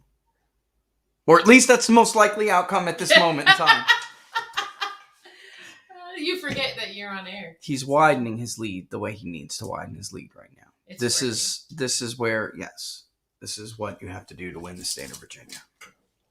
I did think that there was a very close... Wow. He actually knocked Mcauliffe margin down and Loudon a little bit. Again, I would have thought... See, this is the funny thing. Mcauliffe did better in person... That's nice. Mcauliffe did better in election day votes in Loudoun County than we projected that he would do, but he did worse in absentee ballot voting. So there's things like this that happen in the course of election forecasting. You know, human behavior is like impossible to think you can predict 100%. And that's why you really just have to set benchmarks and kind of figure out where you're going. Yeah, let's see what's going on. Mm-hmm. Actually, guys, mind if I take a quick break? And I mean quick. And I'll go see what we're gonna do with Rob. I'll leave this up. I'm not gonna. I'm not gonna leave this running. Yeah. And so they can see the numbers come in. Just don't forget to mute. And I will mute. Ta-da! How about this, guys? Boom! I'll even put that up there. And we'll be back in a few. All right, give me like maybe a minute to have some water, yada, yada, yada. All right? Be back in a few, guys. Stay tuned. Thanks for watching.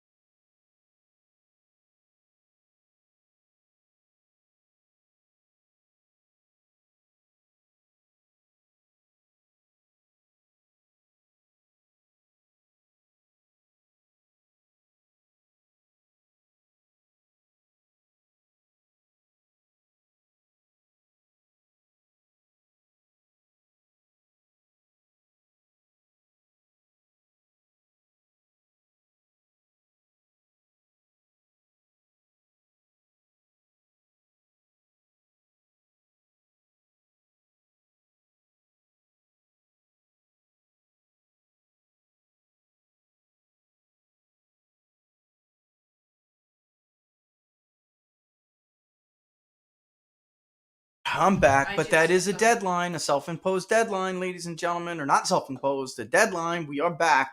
I am back. Let me give my face. Let me show my face real quick. That's over. Return.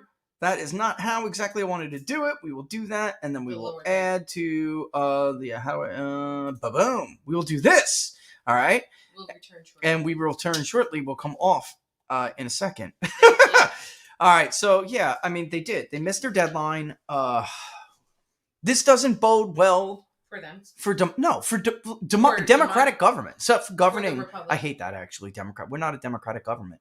We're supposed to be a republic for a reason because the founders studied all of the other forms of government, and democracy was found. Periclean democracy cannibalized itself. Pure republicanism fell once debauchery took over in society.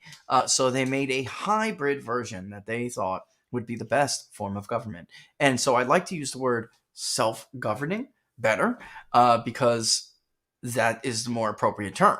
And this is not good for self-governing society. Whether it turns out anything's awry or not, it doesn't matter. Mm-hmm. The point is, if you're not competent enough to do this, you lose the faith of the people. Distrust gets sown. Anarchy. Suspicion gets sown. Yes. Mm-hmm. And then if it's good for the goose, it's good for the egg. And then everything starts to spiral out of control. So please just do your damn jobs.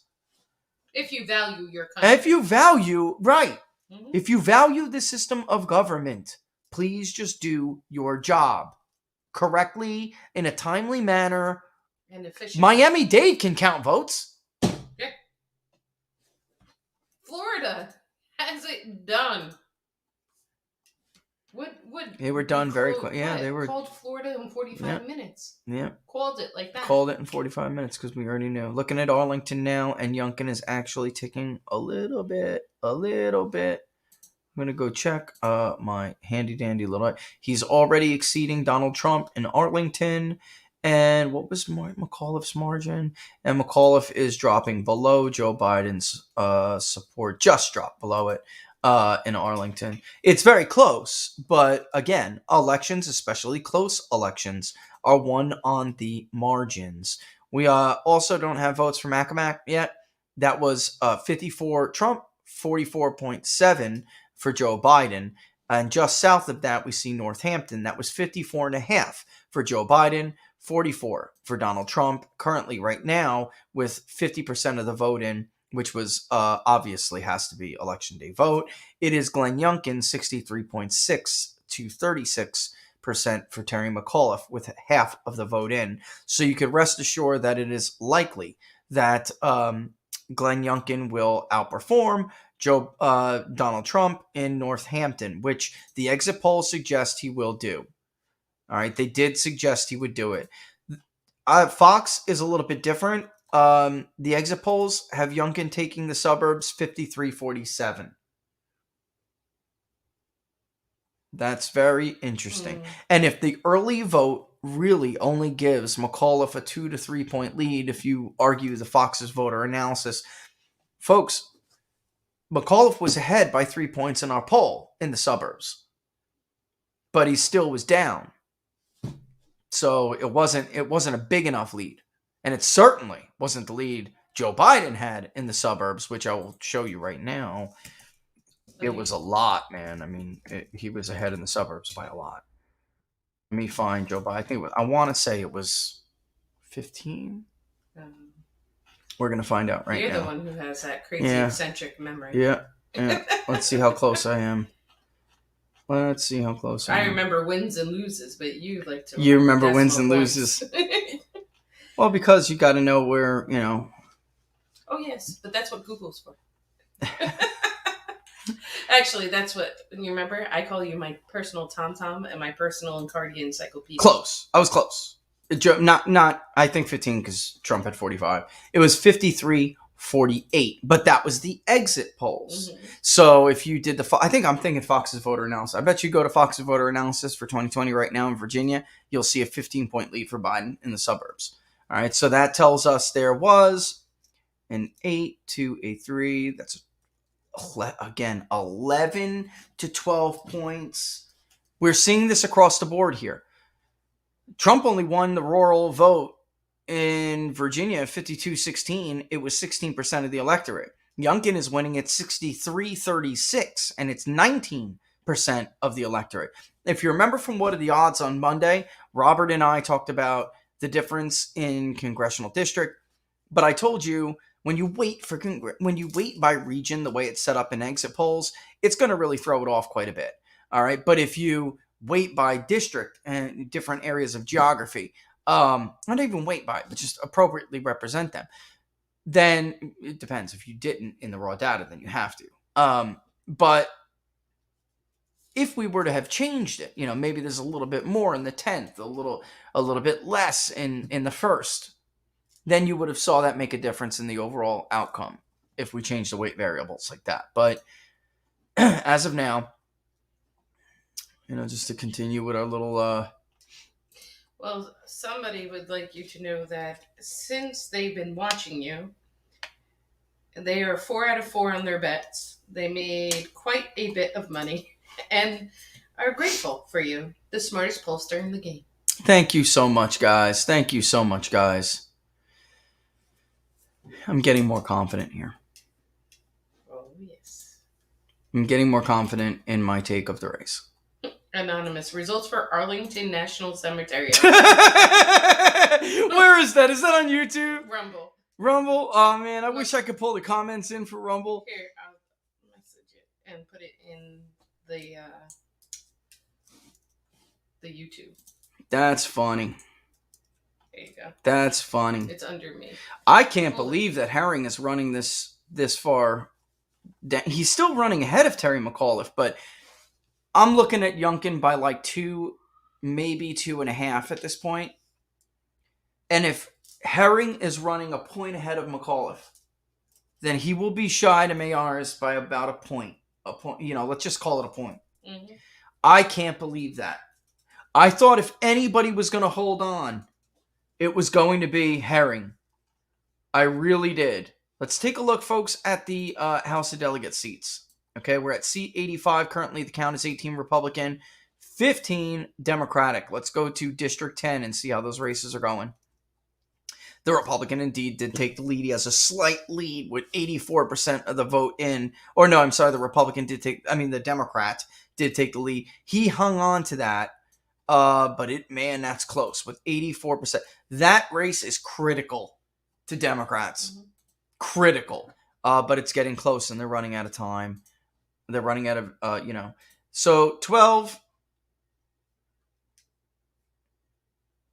Moving on. Jason Ballard took a pretty big lead. Whoa. I'm actually a little bit surprised at that. I thought it would have been, I thought it would have been, what did I say? 3.25 on turnout. Some people are saying about 3.3,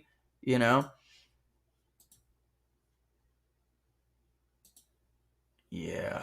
Where's the giant blue spot in Southern Virginia? Geographically, can't think of what there would be normally to be a blue stronghold. Can I just tweet out real quick something? Is that cool, guys? It's a close race, but I just want to say so everybody else knows. It's just in case people aren't watching the stream, and I'm actually seeing myself doing that right now. It's a close race, but Youngkin is clearly favored. Mm-hmm.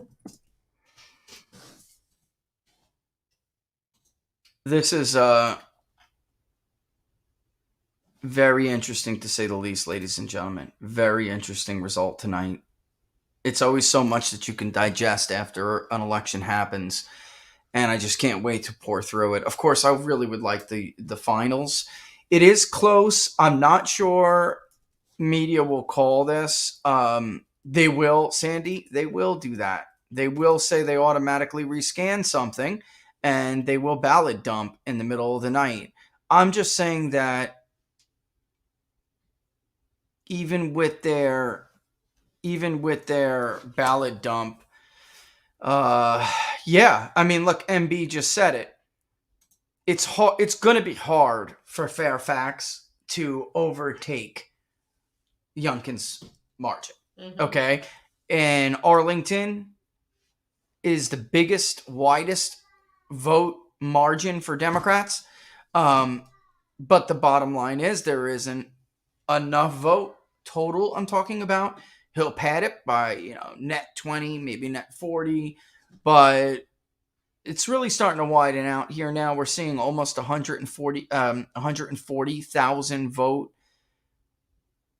which brings Youngkin to like 40. I actually think too, Brian, you would have made some money if you went on and grabbed that bet. Like we said, I'm not the one who likes to send those bets. Robert is, speaking of which, running a little late, but he's coming. the I'm not the one who likes to make those gambles. Robert's probably I'm running a little late means, oh yeah, I'm unpredicted, baby. That's Robert. Just to let you guys know. Just to let you guys know. I'm cashing out. Rich and I don't gamble, so when people do, especially when they're like, oh, what's your information on this? I'm like, I just don't like to tell people what they should do. Mm-hmm. I don't. Let's see. And I'm sorry, I'm going to go somewhere else. Continue to leave you guys with Virginia. I'm just curious to see where.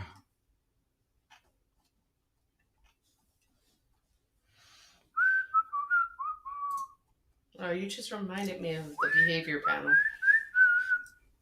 Is that right? Yeah, because you know how they whistle in the beginning? That's a good show, by the way. All right. Jersey's pain in the butt too, by the way. Yeah. We're looking into New Jersey. Yeah, I'm just looking to see, I'm just looking to see what's going on. You can kiss it, because I'm not giving it to him. I already know what you're doing. I'm so sick of these people with this. I got to be honest with you guys. I'm so sick of I think we all knew that they were going to do this. This stupid committee was not going to do anything of serious value. They were always going to suggest that kids take this, and then they were always going to turn that suggestion into a damn mandate. I don't want to get into it. You know what? It is probably a good time to get into it, because if you think that some of this result in Virginia doesn't have to do with parents being worried that they're going to be forced to jab their children, then you're crazy. Because Donald Trump was getting killed among voters who said that their top voting issue was COVID, and they were more COVID scared and more for restrictions and throw a mask on me and throw a mask on my butt and throw a mask on my back and wear the diaper on my face and tie it around my neck. And, put me in the spacesuit. I'm going to the grocery store. You remember? I do remember. This woman was in like a NASA approved spacesuit. It was ridiculous. If I text you that picture. I can't do it right now because I'd have to load it up before the show, but I will show guys. You watch Inside the Numbers tomorrow. I will show you this woman in the spacesuit. Okay, it basically, and I don't mean it was NASA approved. I'm making a joke. The woman looked like she was going out on a spacewalk. Okay, she had to go repair the station or something. It was ludicrous, and yet still, what was like flipping out when anybody stood next to them. It just was crazy. But that's what they do to these people. They make them such neurotics. Yeah. And this time around in Virginia, that was very different. And we're seeing that in many other places as well. You may choose COVID vaccinations and stuff as your main issue. But it is not necessarily true that if you do, you're voting for the Democratic candidate. There is a lot of anti now at this point. Anti now. Oh, yeah. Now I get a break. Now I get a little bit of a break. Yeah, listen, I'm going to bring in Robert. And then after I do, I'm going to just give a little cue about where I think this race goes. And then we'll go and get Robert's take for it. Woo! Let's add him to the stream. Hey, Robert, how you doing, my friend? I'll pull the map back up in a second. Thanks for joining us. Let me give you, tell you where I think this stands. This is Yunkin by what Rich said. That's what this is. I like that. This is going to be Yunkin by like 2, maybe 2.5. That's what it looks like. So close. But what do you think about, since we did people loved, I clipped their thing of the Beckel and put it up. People loved it, man. They loved it. What do you think of this thing? It is a deadline. It's not like they ever enforce these damn things, Robert. But it is a deadline for Fairfax, and they blew it. They blew it off again. So yeah, so are they holding back votes again? They said they couldn't. They had to rescan a bunch of ballots, and they said, and they were told fine. You have until 8:00, and they missed it. Of course they did. Now, so is this the election day vote or early vote, or do we know? Well, we definitely have a mix of it all now. There will be some other votes that are coming in, but we should get. I mean, Robert, we're looking at turnout. I said about 3.25 at the time that I thought it was happening. That I thought that when I was looking at this, I was thinking maybe 3 million to 3.25. It's probably going to be around 3.3. Loudoun, by the way, just to tell people, that dump in Loudoun County was a little bit better for Mcauliffe than it's been. So Youngkin now trails Mcauliffe in Loudoun County by about 10. All right, about 10.5. Whoops, I'm sorry, I'd turned that off. That's still not a blowout, and Mcauliffe is still running about 7 points behind. Youngkin is improved on Trump's margin by about 11 points. So 11 points in terms of margin, or 11 points better off the bottom? In other words, like Trump was at 40 and he's at 51, or Trump? Yeah, Trump was at 36, and Mcauliffe and Trump was at 36, and Youngkin's at 44. So he's net 8 plus. And so Terry so McAuliffe, margin improvement would be 15, 16 points. It's actually more, yeah, because McAuliffe fell to 55, and we're saying it's almost all in now. McAuliffe fell to about 55% of the vote. Joe Biden won over 62. So 7-point decline there for McAuliffe, and a similar, Now, how similar about margin. Rural counties out in the West? I'll tell you what, Robert, there are areas out in the West, like, for instance, remember when we were talking, look, in Buchanan, Glenn Youngkin's at 85% of the vote. That's a few points higher than Donald Trump was over Joe Biden, and that's basically what we're seeing pretty much everywhere. A couple points here, a couple points there. It's the bigger areas where, so far, Youngkin has made. Chesterfield has made some real strides. Suburbs out in Richmond like that, and it looks like that's... Virginia Beach has swung back to It does. It does. And Trump lost that, as you know. And this is like the story that in these... Oh, and by the way, the mountain region turned out to be, if you believe it, the mountain region turned out to be 21% of the vote. So it actually came down a little bit. See, they're changing. These exit polls change, folks. And the DC suburbs now are 29. They were like 17 or 16 before, but now they're 20. I don't mean to say 27 before, and we had them at 30 in our poll. So Richmond South Side, 16% of the vote. That's roughly what we thought it would be. Everything's it's pretty close on par with what we thought it would be. So Central ultimately, Virginia, Youngkin's enough winning. Trump voters in rural areas did turn out. Yeah, it does appear that way. He got to the lion's share of people who voted for Donald Trump. I mean, almost nobody who voted for Donald Trump voted for Glenn Youngkin. Voted for Terry McAuliffe. According to the exit polls, if you voted for Joe Biden, they may have changed it before. Last I looked at it, it was 15%. If you voted for Joe Biden, you voted for Glenn Youngkin. Parents with children, men with children were about 60%, so a little bit less than what we forecasted. And women with children where, again, Terry McAuliffe only got 54%. That's damn near exactly what our poll said. Men with no children, 54 over 46. Let me try to find, though, did they cross it with the Trump voters on this one? I was looking at there it is. Yeah, so it came down. So he took about, the exit polls are saying he took about, or McAuliffe only won 94% of Biden voters, Trump won 98% of Trump voters, and Youngkin's taking those third-party people too. So it came down quite a bit. But let's see, what's this Biden's job approval? What it looks like is my recollection is he needed to win net 10% of Biden voters compared to McAuliffe getting Trump voters. In other words, they just changed this. That was a drastic change, Robert. So I'm not sure. It makes me want to put less making stock drastic in it. changes. I thought they were reliable. I know. If you look at the overall, that Loudoun was a little bit better. Loudoun was better for McAuliffe than it has been all night. But still, how much I gotta say, do we know how much of the vote is in? Not much more. From some of these right now, statewide, it's supposed to be a little bit over half. A little bit over half. In Loudoun, we're about done. They will trickle in. Fairfax is almost half reported. Arlington is 80% in. And Well, he how much did he netted. improve in Arlington? Glenn Youngkin is taking a little over 21% of the vote in Arlington. Donald Trump only took 17%. So it's like, this is what I'm talking about. It's like, even in their big vote getters, Terry McAuliffe is taking, and this is tightening. As more votes come in, it's actually tightening. 78% is going to Terry McAuliffe in Arlington. Joe Biden was in the 80s, man, almost 82%. So But that would be like, if you project that statewide, that Youngkin would come up a little short. And well, that's I'm their thinking, biggest margin area.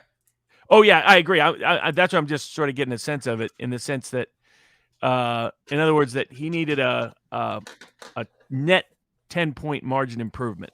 So he needs to be running 5 points Statewide. Yeah, statewide, though. He's getting that in other places, though. That's what I mean. That's what I'm curious is, like, because and it's offsetting it, Yeah, but yeah, basically that suggests very. The other thing is, if Fairfax is seeing this, they're more motivated to hold it back if they think it's within a point or two. Don't listen to David Wasserman, peeps. Don't listen to David Wasserman. What is he saying? It's I'm blocked. over, Remember, Youngkin Wasserman won. blocked me back in the day. Oh, that's right. He said it's over. Youngkin won. Mm-hmm. Oh, really? Yeah. I wouldn't do that yet. But I am fairly confident. I agree, because what you're seeing is, that's where it's like looking at all the places where almost everything is reported. If you're seeing, numbers on both sides of that 10-point margin line, somewhere he's running above it, somewhere he's running below it, that suggests it's going to be very, very close. I agree, but they just called it. It's over. Glenn Youngkin has won. Really? You know why, Robert? I'm going to tell you why. It's over. And it is over, Robert. I just saw the last chunk. Loudon's done. Fairfax went to 54. Here's why they called it, guys. Fairfax right now, with more than half in, is a net 80,000 votes for Terry McAuliffe. Youngkin's vote margin right now is almost 200,000 votes. There's not enough votes for Terry McAuliffe to make it up, brother. He won this race. Woo! And honestly, Sorry. I just want to say something real quick. Let me do it. Viewer discretion advised. Okay? I'm just telling you, if you got kids, viewer discretion advised. You, Nate Silver. All right? You fucking hack. All right? I'm so tired of this guy. I am so tired of this guy. I'll just deal with that and go from there. This is going to be right on your number, basically. Right on it. Because he's out of juice. And I think what they're looking at, I see what you were saying, but Sussex, that's a 13-point shift, right? So they're looking all around in all these other areas. I can't believe that Glenn Youngkin won Hampton Roads. I'm curious how much of the shift, how much in like Virginia Beach did it shift? Ooh, that's a good question. Well, all right. He took it 58-41, dude. That's what they're looking at.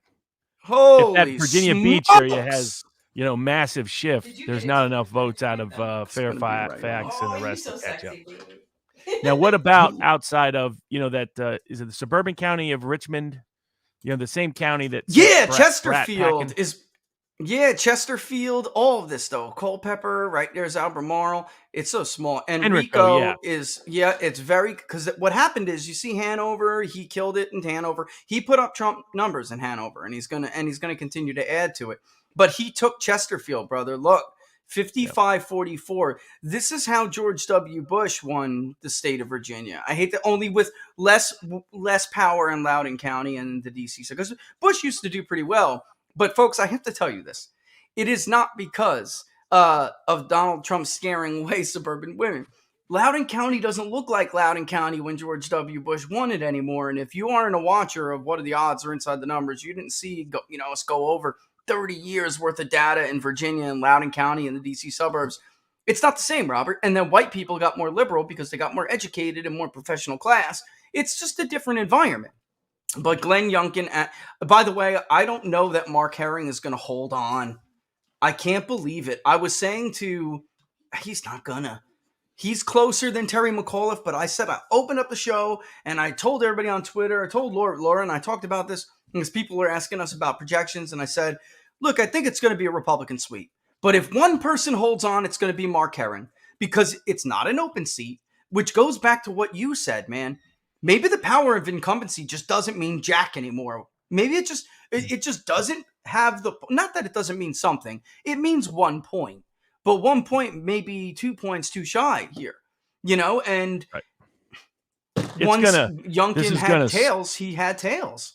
This is going to scare a lot of Democrats. I mean, I'm interested in a coalitional perspective. And how much are Trump voters going to vote straight Republican and turn out in an off-year election? That was one big question.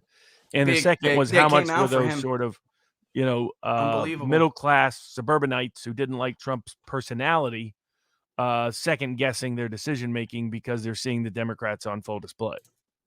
Yeah, and look here we can, clearly see, I think some of those Youngkin ads, like, going to the people you were just talking about, they were effective. They were just more effective in some places. Everybody had all eyes on Loudon, and clearly Loudon moved and shifted considerably. Well. But, they still got enough early. He did do well, but they still got enough early vote to give Mcauliffe a nice little, Mcauliffe won against Ken Cuccinelli in 2013, but he did better in Loudoun County this time than he did against Ken Cuccinelli. It's Hampton Roads and the suburbs of Richmond, not to mention, it's a combo of what you just said. And those people out west, just that margin out west is huge. In particular, 85%. it's these middle-class voters that are not the professional class elite voters. I think the professional class elite voters are lost from a Republican perspective. The working class rural voters look like they're shifting full scale. There's a real realignment, you might say. And this looks like your middle class suburbanites. What this would be indicating from a congressional perspective is bad news for Democrats, because you'd be talking about all the southern suburban seats, Midwestern suburban seats. Georgia 5 is gone, brother. They've lost. Yeah. I can't believe it. But Georgia 5 is John Ossoff's old seat where he beat Karen Handel. 5, 7. Yep. Abigail Spanberger is done. Right. She's exactly. Done. Goodbye. Those kind of seats, exactly. That's they're stuck with their base. So their base mostly held in the sense of Alexandria, etc. Now it looked like you can't trust exit polls. You'd have to break down the actual precinct results, but it did look like African American turnout was down, as I understand. And yeah, let's see if they change that again, because whites were like 73% before. Oops, wrong exit polling.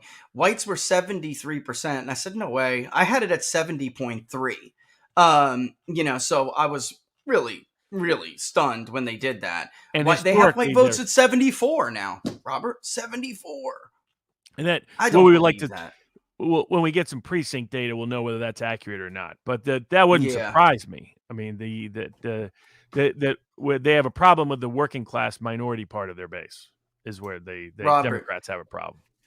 You're not going to believe this. Folks, I told you, let them update the exit polls because they suck and they will change it. We had a 12-point lead for independents among Youngkin and a D1 electorate.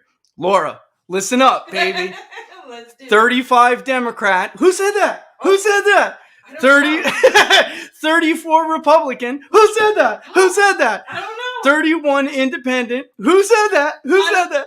And Youngkin won him by 11 points. So if I was a less decent man, I would probably stand up right now and moon the camera for Nate Silver. She wouldn't let me do it, but man, I wish I could. I'm mentally mooning the camera right now. All right, that just. For Nate Silver. I can't believe, because when the exit polls, the first wave, and then even the second, they updated it.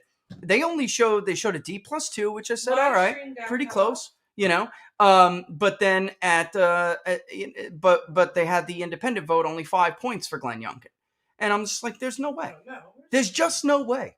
They were I could have been wrong a little, but not that much. Not 5. And 5 points is like when you're polling it, and you know this, Robert, it's like 2 to 7, 2 to whatever, and it stays in those ranges. And then, okay, he won them by 5. That candidate won them by 5. This time around, I think when we first polled, it was 7 or 9, and then it just kept growing, inching in that last week.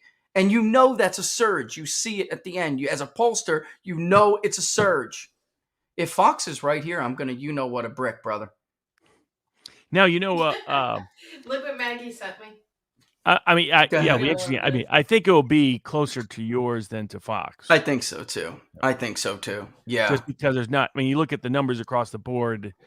It's looking like 2, 3, maybe 4. I'd be surprised if it gets over 5. Yeah, and then they have what, Just because 110,000 ballots they have to bring in, Robert, right? Yeah, right. And so, but Yeah. it's too big for Fairfax to play games. You probably will not see Fairfax play games. That was, Glenn said, did you see what Glenn said? their votes will come in before Friday. Go ahead. She's like over here talking. Did you see that this one's? I can't hear, He's Robert. talking. I know you can't. Put a set of headphones on or something, for the love Give of it God. to me. But stole them. I just what are you saying is Fairfax can't play games with this kind of vote share, which is what I was telling people going on every show I could go on.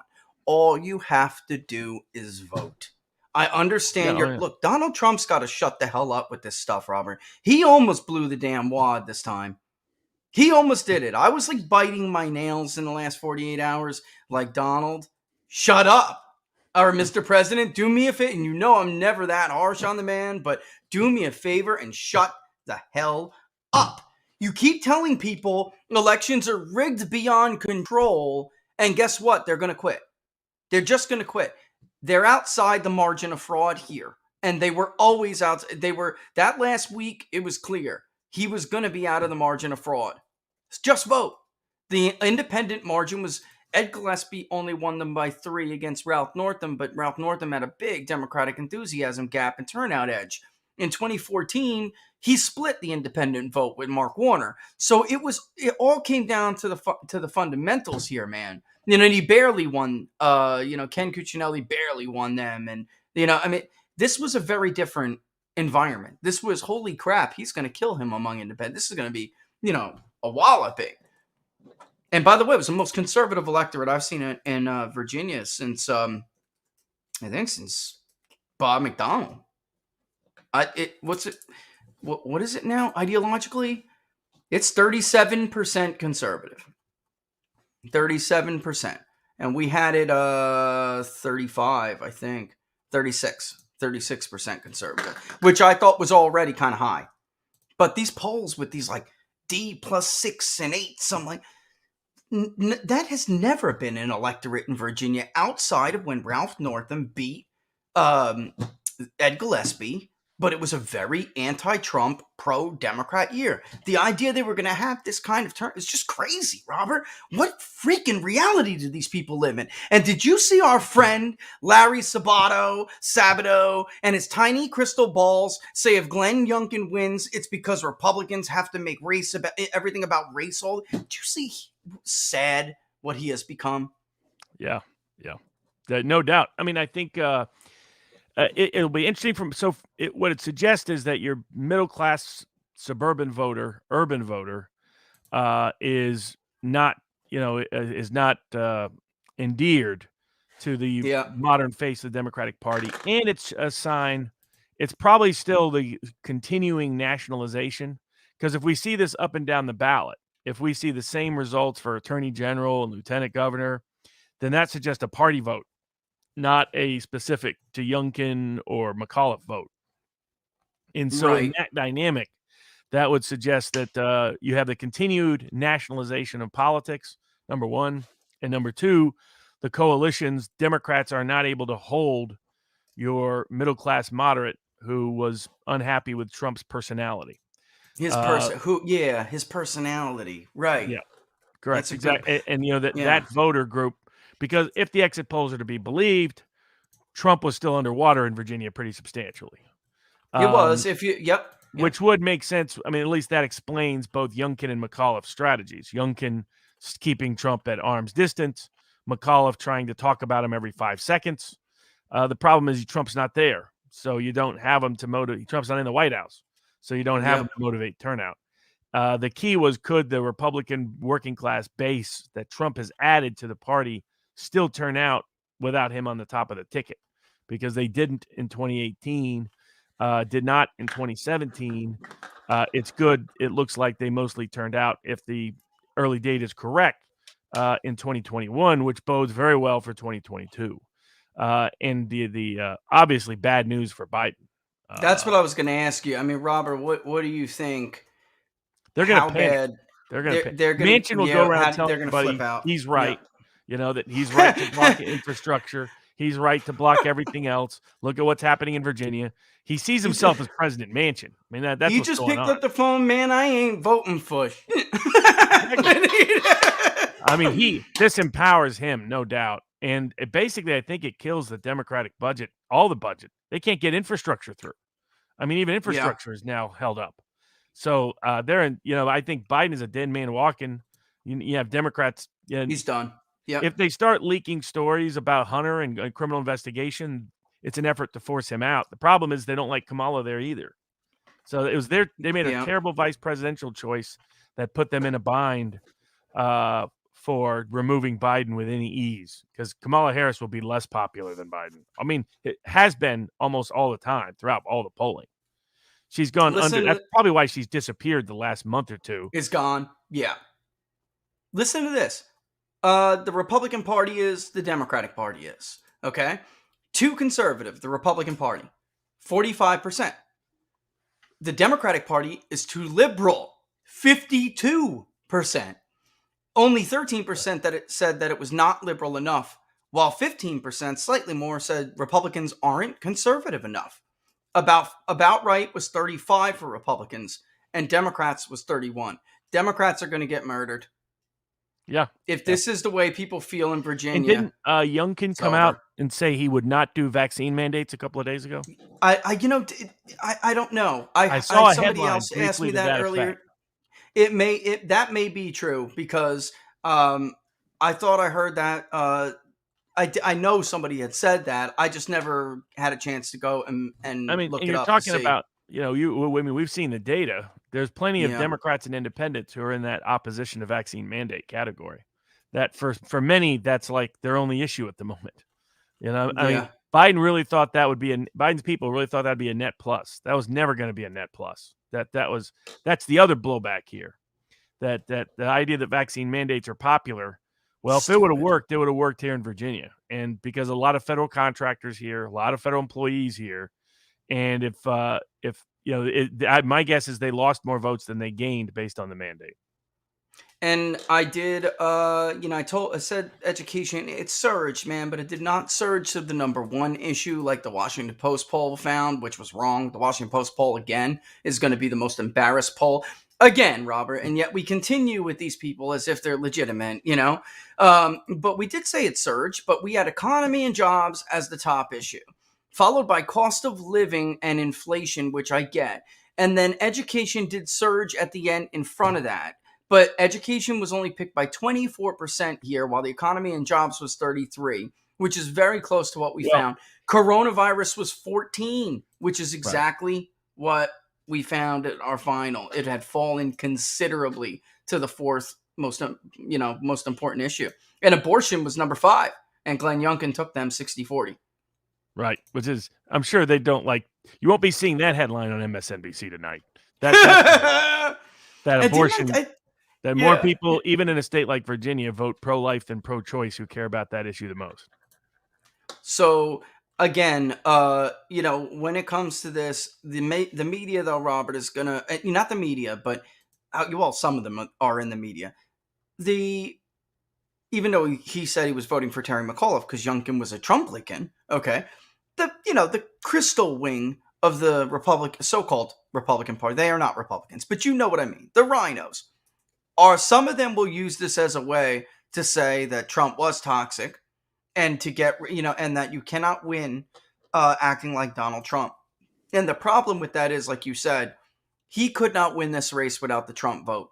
And if this turns out to be an outsized lead, then what's going to happen here, what we're going to see here, is that without the big numbers that he put up in the mountain region, which he put up some big numbers. And again, I think our polling is more accurate than the exit polling. If you voted for Joe Biden, 2% told us, if you voted for Donald Trump, only 2% said they were going to vote for Terry McAuliffe in our polling.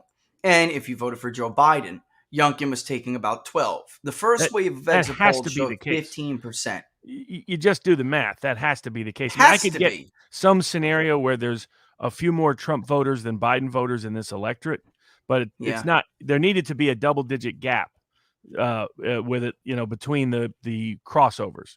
In other words, for people, what I mean by double-digit gap, I mean that 10% of Biden voters vote for Youngkin and 0 vote for Trump, or some equivalent thereof, 15 and 5, 20 and 10, whatever it was.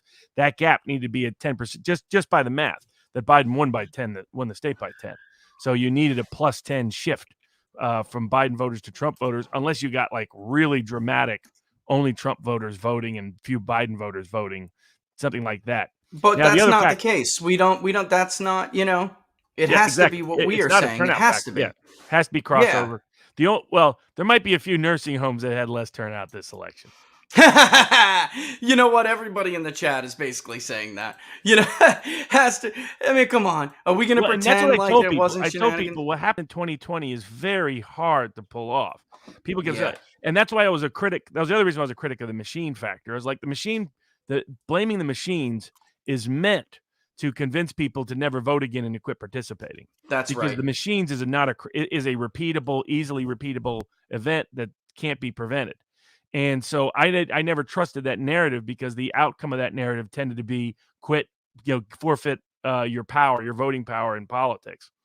It was also factually wrong, but if my theory was right, that it isn't machines, but instead was unique factors of opening up the safe and telling everybody it's open and leaving it unguarded for 2 weeks, which is what they did to take out the evil Trump, Orange Man bad, then that would encourage a lot of people in random cities and counties across the entire country to, basically fill out ballots in places like nursing homes and apartment buildings and tenant projects. And that if I was right, we would see unusual turnout in those areas. We did. We saw that over and over and over again, even in states where uncompetitive states, Tennessee, South Dakota, Nebraska, you name it. We would find it in random counties and random places, because that was the genius of outsourcing fraud. The much more sense to outsource it. But the problem is the weakness with that is that tends to be a one-off. You can't. That's very hard to repeat, very hard to replicate, very hard to duplicate.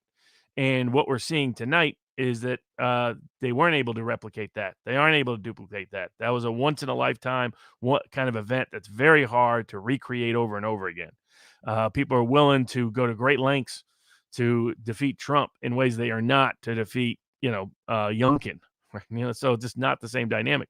But the other factor is, there'll probably be some efforts by the neocon establishment to say this was about running away from Trump, all the rest. That doesn't explain lieutenant governor. That doesn't explain the House of Delegates. That doesn't explain the attorney general, Democratic attorney general being in power. This was clearly not particular to Mcauliffe. It was not particular to Youngkin. This was a partisan rejection of the Biden administration. And that's why you're seeing a bigger switch in Virginia Beach than you are in Loudoun County. Loudoun County is where education was the hot topic. And what it probably did was add a few votes in Loudoun County. But education finishes fourth, because it's the Biden administration's disastrous handling of things and the nationalization of American politics that we're seeing tonight in Virginia. I will say, we were talking a little bit too. This is interesting. I'd like to get your take on it. And by the way, you were right. Somebody sent me the Newsmax article. Youngkin, in fact, 72 hours ago, said that I will not have mandates. I will not impose vaccine mandates, and I will not allow them. He said, to push him right over the edge. I think you may be right, man. The guy leading of all this, of course, is none other than Vladimir Putin. He figured it out a couple of months ago. Right on the eve of the Russian election, Vlad came out and said, no, we're not doing any vaccine mandates. And his party got the supermajority that it was about to lose. And now we see another example of it in the States. We've seen examples of it. I mean, Trudeau underperformed because of his support of vaccine mandates. That's right. And now we're seeing the smart candidate on the eve of the election say vaccine mandates, bad idea. He doesn't say that unless he knows it's going to push him over the top, and it looks like it did. And I have plenty of clients and other people I've just helped pro bono that live in Virginia that are federal contractors and federal employees, because they are feeling the brunt of vaccine mandates more than any other industry in the country. Is the vaccine mandates are impacting that group. And you're talking about 20% or so of federal contractors and employees who do not want the vaccine. And a lot of them are Democrats. A lot of them are independents. A lot of them would probably describe themselves as moderate independents who live in places like Virginia Beach. which appears to be one of the biggest swing It areas of appears the state. right. Yeah, I will say too, real quick before I ask you this, it does look like we can call the race for lieutenant governor. Herring is the last statewide Democrat to maybe be able to hold on, though it's looking more and more grim as time goes on. And here's why. Going to what you were maybe saying about how hard it is to just run against a guy who's not there, and the fact that maybe they never opposed Trump's policies to begin with, they just didn't like his attitude. And it is this. Mcauliffe, and there were some bright spots, and I heard some people were sending me messages of some obvious left-wing analysts pretending to be, impartial. Oh, McAuliffe's doing better with the election day vote. And that was true, and I mentioned that was true. However, the absentee early vote combined lead McAuliffe was supposed to have did not materialize in some of these areas. Youngkin did much closer to the margin that we showed on the show on Monday. If you combine it statewide, it was much closer than ours, than this 35-point lead. I mean, these ridiculous. That didn't happen. And as it turned out, Youngkin did better in early vote than anyone suggested. And when they first dumped that early vote in Loudoun County, it came out 55-45. I almost crapped. I'm like, well, this is, I didn't want to say it out loud, but I turned and looked at Laura and she knew that. She knows that. I'm like, this can't be early vote. And I started actually inquiring, is this early vote? And the computer shows you whether it is or not. It said early vote. The gamblers that held on. I mean, I told people if you had doubled your money on Youngkin, go ahead and cash out. But if you wanted to hold, it looks like they're going to make 3-1, 4-1 on their money tonight. Yeah, it's a big, and what happens I don't every think time. I've had a single election year lose money. What happens every time? What you say. Those exit polls come out, and you've been doing this for a while, so you try to tell people whether they listen or not, and yet they always flip out, and I always see them on my Twitter feed flipping out. The exit polls come out, especially that first wave, and then the betting markets start to move Democratic because they don't know how to read these things. And I was telling everybody, I don't know if you saw me tagging you like crazy, and I'm like, I don't like to give betting advice, but I bet you Robert would tell you to get in right now because this is like trying wink, wink. All right. This is what happens every time. And then these exit polls get updated and here we are. I mean, it becomes a pattern after a while, buddy. You get to see it. Oh yeah. You can make money on it if you know how to do it. Just betting against him. Well, what do you think about that though, that he did better in the early vote? Doesn't surprise me. I mean, it was a surprise that Biden did as well in 2020 with the early vote. It was not projected in Virginia for him to win it by that margin. The expectations were something, I think, as I recall, like 2025, and ended up winning by 30-35 in the early vote. And so the assumption that it would replicate Target Smart's data was that there was a heavy Democratic shift. But again, that's imputed numbers. And my guess now, did they in the exit polls? They probably didn't ask whether people worked for a federal contractor or for the federal government, did they? No, only we do that. I don't know why in a state like Virginia, that's not a clear, they asked, what they still did ask? Confederate monuments. And 53% said leave them in place, and Youngkin won those voters 87-17, and only 42% said to remove them. Youngkin won. That's probably shocked a lot of people. What is this? This is sort of middle class, middle America that may not have been with Trump's personality, but were with Trump's patriotism. And the wokeism just is not popular. It never has been. Not at all. And they're re-experiencing, 1972, when Manhattanites were like, how did Nixon win? I don't know of no one who voted for Nixon. Right. So, the fact that that they held places like the city of Alexandria, very little erosion, is a sign that the problem is that group of voters controls the media apparatus and the political machinery, and they're out of touch with West Virginia. And now what's clear is they're out of touch with places like Roanoke, Richmond, and Virginia Beach, and Hampton Roads and Newtown. That's a problem. That's a problem for them, and it goes beyond the school issues in Loudoun County, because that explains part of Loudoun County. It does not explain Virginia Beach. It does not explain other parts of the state. And so this was the vaccine mandate backfired. Their abortion position isn't the net winner they think it is. And middle America has no interest in wokeism and no interest in Bidenism. I mean, this is Biden killing the Democrats. The Democrats are going to be paranoid because, again, this is a state they just won by double digits. So to lose a state that they just won by double digits is not a good sign, and that they're losing down ballot races as well. That, they can't just particularize it, individualize it to either McAuliffe or Youngkin. They got problems all the way across the board on a partisan basis, which bodes. I mean, several congressional seats, as you note, are now likely gone, and that means they're going to. The House is gone at this point unless they have a miracle in the next year. The Senate is gone unless they have a miracle in the next year.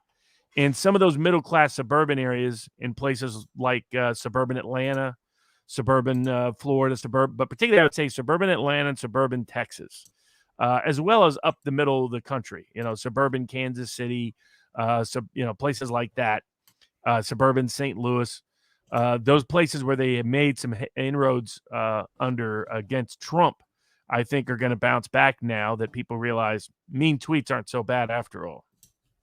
And people are bashing the decision desk like they didn't bash Fox News on Arizona. I mean, yeah, it's going to be close, but believe me, I just tweeted it. They're not wrong. I'm searching the map for votes. Looking at, we have now 1,600. I mean, just the precinct numbers have built up. What they're looking at is Virginia Beach. That's too big of a flip. They're hanging their hat on Richmond, apparently. MSNBC is hanging their hat on Richmond. This is, again, over 1,500 now. I just don't see where they're going to get this from. Yeah, McAuliffe only won Prince William. He's only ahead in Prince William. He's got an almost 200,000 vote lead, and there's only, 800,000 votes out? It's over 200. It's 205,000. And Fairfax does have 45% of their vote out, and but that would only be as much 80,000. Maybe as much as 1.3 million out total. Yeah, and that means net, he would have to win that by what, almost 2-1? Yeah, Robert. And That's they're hanging their hat on Richmond because only 10% of Richmond is in, and I get that, but we know there's still a lot of other votes in, with 50% now in Chesterfield, Youngkin carrying it still. I just don't see where they're going to come up with this like kind of what vote. You did, flag some of those areas and how he's doing comparing to Trump, and if he's in enough populous areas running double digits margin wise better than Trump, he's going to win. Yeah. And what was like Accomack? Robert, he's 74% of the vote in Accomack with 42% of the vote in. Donald Trump won that by 52%. I mean, this is, and I'm looking right now. I mean, I'm pointing to some of it. Northampton, 90% in. Youngkin's won it. Youngkin has flipped Northampton with just about 10% of the vote remaining. It's possible that flips to Terry McAuliffe slightly. But, again, Biden won Accomack. By 17 points almost, or 13 points. I just don't see where they're getting the votes for. Yeah, where they're getting the votes county from. That's next to Virginia Beach City. Next to Chesapeake, Youngkin, 61-39. I mean, and Norfolk, which is a Democratic county. That's too I want to look at right now. How did Trump, do in some of those? Because my recollection Trump did 26% in Norfolk. That's it. And Glenn Youngkin's at 37 with almost 60% of the vote in. Way above. I just don't see where they're getting this. A lot of that's contractors and federal government employees. Biden should be rethinking that mandate he did. Yeah, you gotta wonder. Really, I got clients right in that region. Disproportionate number of clients in that region, or people that have helped right in that region. Although Virginia's like my number one state I've given advice to. Because of so many federal contractors and federal employees, and like I said, a lot of them were definitely not Trump supporters, and so that's Biden's general disastrous handling, number one, the vaccine mandate, number two, and wokeism, number three. That was the trifecta of death for the Democratic Party in Virginia. And I'm looking at the House of Delegates too. The only places where McAuliffe is doing better than even his own campaign targets, that's not enough to win, It's going to be the margin, but it's enough to keep. It's enough because there's a lot of votes there. It's enough to bring this, because right now the margin is 9 points. It's not going to be 9 points, folks. It's not even going to be Fox's 8 points. It's going to be 2 to 3 points, right where I said it would be. It will tighten considerably, but there's just nowhere else to get these votes, Robert. There's no freaking other place to get these votes. It's not enough. Margins, not the margins that he needs. Yeah, and actually somebody corrected me and said Nate Cohen said he's got 1,900 precincts have been reported. Well, sorry guys, it's hard for me. Nate Cohen probably also has 80 other people, helping him. I'm looking at different things. Has Cohen called it yet? He has not, but he said Youngkin's going to win. He's that, according to him. What does he say? Update with more than 1,900 precincts counted and excluding Fairfax early vote, Youngkin still with a clear advantage, running ahead of expectations across virtually all areas. The one place where he's a hair, he writes, behind our projection, which is an 80% white consensus tracks. So, yeah, well, that must mean, though, Nate, that he's doing better with minority votes than the exit poll suggests. And here's the thing. Everyone's hanging their hat on these areas with Terry McAuliffe, still not getting these votes. But the problem they have is that Youngkin is doing better in what remains in his areas than he was expected to do. And in those absentee early votes, they're not getting the margins that they expected. So when those margins come in, everyone thinks they're going to stay the same. They're not. They're going to freaking shrink. They're going to shrink. It was reported like this, Robert. Mail in, early in person, and then election day. That's how this order was. Now, there are always some that dump mail-ins or earlies out of nowhere, out of sequence. It happens all the time. Fairfax is going to do it on us. It shouldn't, but that's the new thing with this new COVID era. Even when it's supposed to be, like even when we're supposed to have a set system in place, it's going to happen. But the I see somebody. Toxic Man Flu is confused. He said, we both said there's not enough votes out there in Michigan, Wisconsin, Pennsylvania, and Georgia before the 4th. Just the opposite. If anybody was following me live on I don't know where you would get that from. Yeah, he's thinking about other people said that. We said just the opposite that night. I was on Locals telling everybody. We were literally calling all I gave my people. Viva Barnes Law.Locals people exclusives that night on a live chat, and I told them to sell out of their positions at midnight. I said, sell out, sell. They're holding it back, and they're going to try to steal it. And so we talked about that all the way up leading up to the election. 2 months, and Robert, election 2 night, months. We both made that. It was the mainstream media that said there weren't enough votes for Biden to come back. We weren't the ones saying there weren't enough votes to Biden. Well, because there weren't necessarily enough legal votes for Biden to come back. But what we said is, given where the votes were held out, there were enough for Biden to steal it by election day, by the morning after. And that's why we told people to switch it. So some people who apparently didn't follow us were in the chat. So just FYI out there. And Robert, I mean, I don't know how many times Steve Bannon has told this story, but I was, middle of the night, don't go to bed. Wake up. Yeah. What do you think you're doing? And they called me an amateur. I did the opposite. They said, I know what's coming. I'm going, this is too depressing. I'm going to sleep. Yeah. Sell all your stock. This is depressing. I'm going to sleep. That's what I do when I get sad. I'm like, screw it. I'm going to pretend that the world isn't the way it is right now. But yeah, this is different. And this is people. This is very different. Yeah. Yeah. And that's what people, because they bought into certain mythologies and that were meant to distress, discourage, and depress.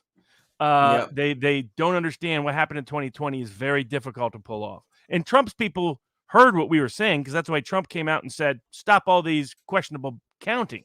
He could have put it in a better way. Leave the Trump out and say, no more counting. No more counting. He's like, holy crap. Someone they called the Virginia Attorney General too. Yep. They called the Virginia. I can't believe Herring didn't. I got to be honest with you guys. Lieutenant Governor. It's a sweep. It's a sweep. I felt a sweep coming. That's not limited to education, folks. That's the Democratic Party in a Democratic state saying, we don't like this version of the Democratic Party. Yeah, that's too much for us. And the electorate says that. It's too much this is too much now. Like, you know why? And I was talking to everyone else's other favorite pollster, and he was saying, I don't know what you see, but I just see a general sense, and I do see it. I agree with him. The general sense that, putting shenanigans aside, the people who did vote for Biden, who otherwise might have voted for Trump if the candidate was like a Hillary or something, did so thinking that they were getting a moderate, that they were getting somebody. When Trump looked at across the debate stage and said, Joe, you know and I know they're going to run all over you. And you're going to remember that? And they didn't believe that. They thought, nah, Joe's an old white moderate. He's just going to be and really what I care is he's going to bring civility back. And we're going to They didn't get that. And no more. And now chaos. they're like, there'd be no whoa, more no chaos, more chaos. no more wildness, none of that. No more, Trump was chaos. Let's have everything. And they did a good job of superimposing the pandemic as almost a side effect of Trumpism. We have this crazy chaos of the pandemic because we have a chaotic president. I remember talking to my brother about that. And he was like, that was really back after the Democratic convention. He thought that was the best phraseology. It was Clinton, Billy Boy, who actually articulated it the best. And he's like, I think that's going to work with a lot of middle America, moderate-minded people. They're populist in their ideological inclinations, but they like to think of themselves as temperate personalities. Yeah. And what they got with Biden is kind of like what a lot of Southern Baptists got with Jimmy Carter. And they're like, what? Hold on a second. This isn't the guy we elected. This isn't the Sunday school teacher who's telling us our schools are racist institutions and have to be shut down. That's why Jimmy Carter, the Southern Baptist, lost the Southern Baptist vote in 1980 to the thrice married Ronald Wilson Reagan. Right. That's how, Jerry Falwell decided, well, we don't need no Sunday school teachers elected president anymore.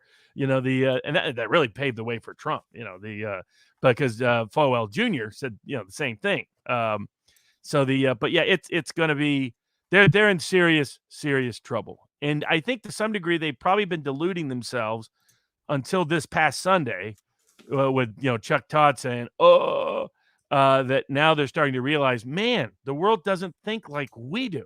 We do. Yeah. I'll tell you, somebody has a great question. Legally, maybe you know better than I do. It looks like we have to wait until obviously the House of Delegates hatches out, but it looks like the Republicans going to fall just a hair short in delegate seat 10, which is a big deal. That was, very key to them. It's not that they can't do it, but it makes it a little bit more difficult now. We had about 15 that we were looking at, and that was one where we thought Republicans had a good chance, especially if Youngkin was going to have some good coattails. I thought this would be an easier seat than some of the other ones that Republicans indeed flipped this night. What do you think? Will the House of Delegates and the governorship now help with redistricting for Republicans? I can't imagine this does not, but who knows? Republicans may. All the states now have their own some have redistricting committee. You always have to study what the latest rules are, and because you've got state court litigation, federal court litigation.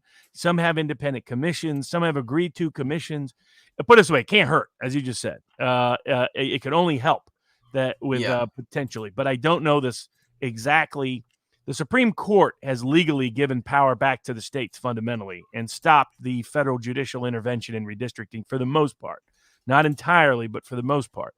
North Carolina had that crazy redistricting that helped give the Democrats the House. Remember that? This is just it's just nuts, man.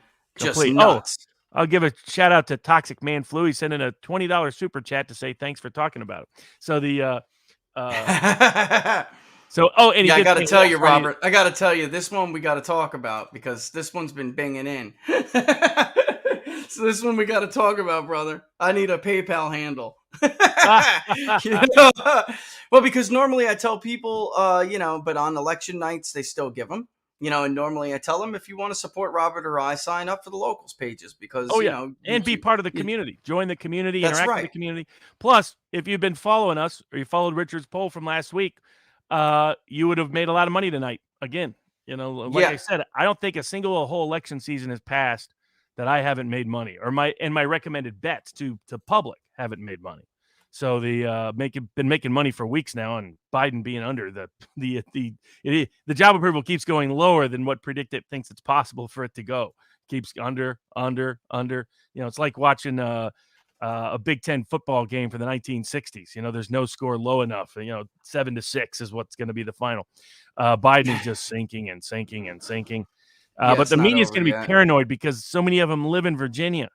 They're going to be. They're going to wake up to a Republican governor, a Republican lieutenant governor, and a Republican attorney general for the first time since when?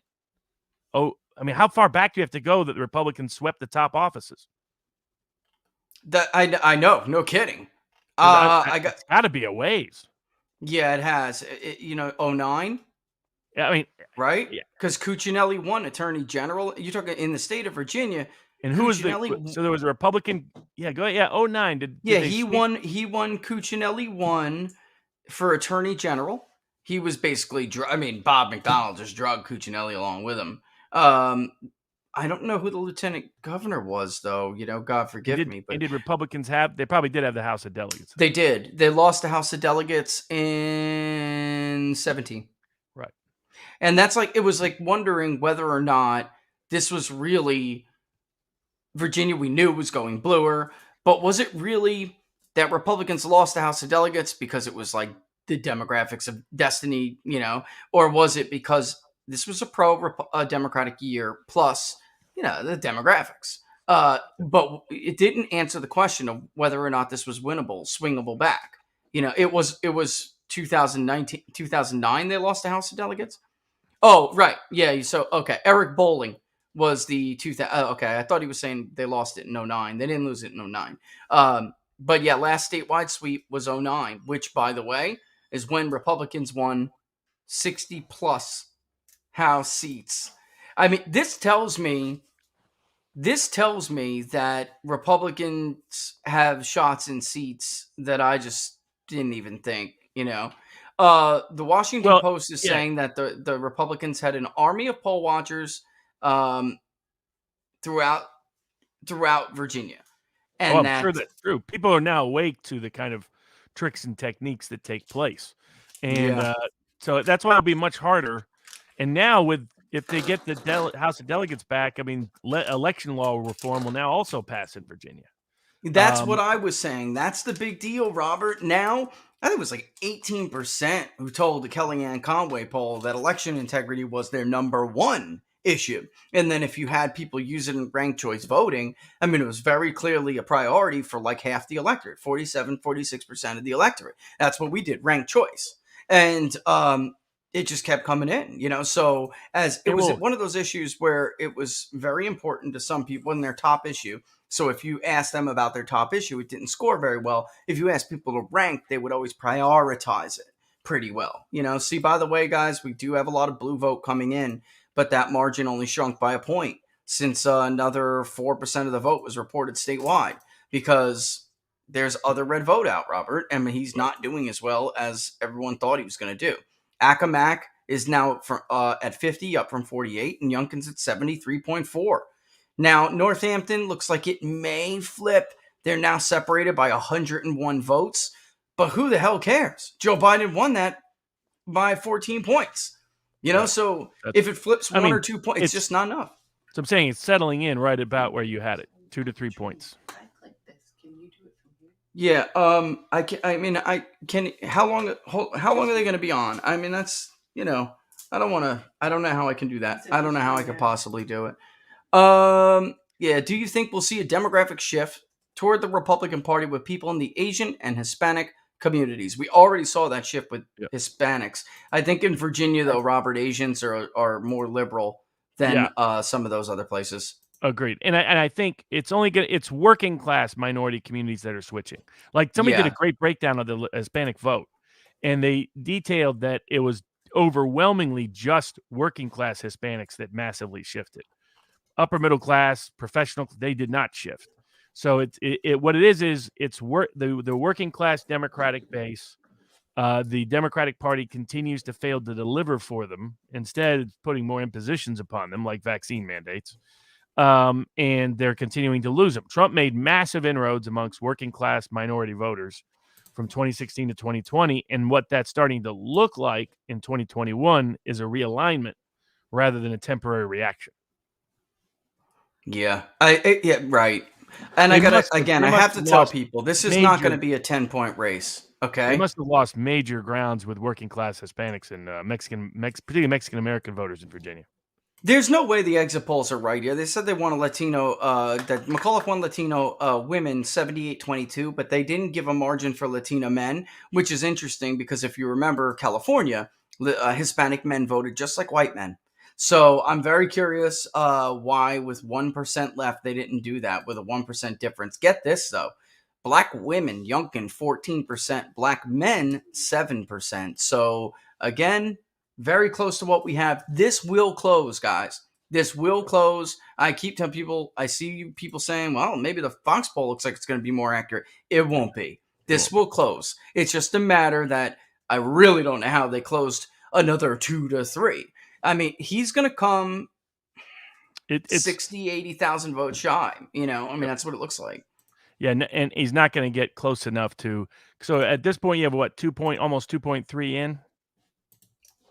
So there's a million Yeah, left. looks like we got almost 3 million in, brother.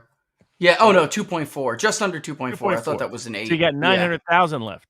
So he's got to make up what, about? He would have to bring in. He's got to make up 200,000 votes out of 800,000. 200,000. So that means he's got to win it like almost 3 to 1. Almost. It's crazy. That's not happening. And there's still vote out in green areas. I mean, red areas. Left it's not 3 to 2. So that yeah. So there's 800,000 or so left. Well, let's see. No, wait, 1.3, 2.4. There's still vote in red areas. It's mostly in, but there's still some vote. So I would say of the 800,000 left, let's say he wins it, 450 to 350, something like that. Then he'll, shrink that margin by 100,000 or so. But he'll still lose. Yeah, he'll lose by about 100,000 votes. And what is 100,000 out of 3.3? About 2.8. Right? I mean, 100,000 out of 3. Oh, 3. Yeah, it's my poll. It's very, very close to my poll. Yeah. Right. So about if it's give or take, I'm thinking, of course. If it lands on 2.6, what will you do? Have a canary. As long as it's 2.5 or above, then I'm good. It could still be 2, and I'd be super happy. Sure. But then I'd have to let Robert continue to talk about, how close he was. And I have to constantly look. I love those guys. I do. I accept every ally I can. But the bottom line is I can't stand listening to Hannity going, in Georgia, bro, there was only one person who called Georgia correctly. Now, they were closer than other polls, but Loeffler didn't do better than Purdue. And the other one thought that Purdue would eke it out of the two Hannity sites the most, And Purdue didn't eke it out. The bottom line was Purdue did a little bit better than Loeffler because of some areas in Atlanta Metro. But Loeffler did better in rural areas than Purdue, but it wasn't enough. Either way, they were both going to lose. And that was what I was that was what I told people would happen, projected would happen. That was not the Georgia. Again, very similar. This is a Biden plus 10 state.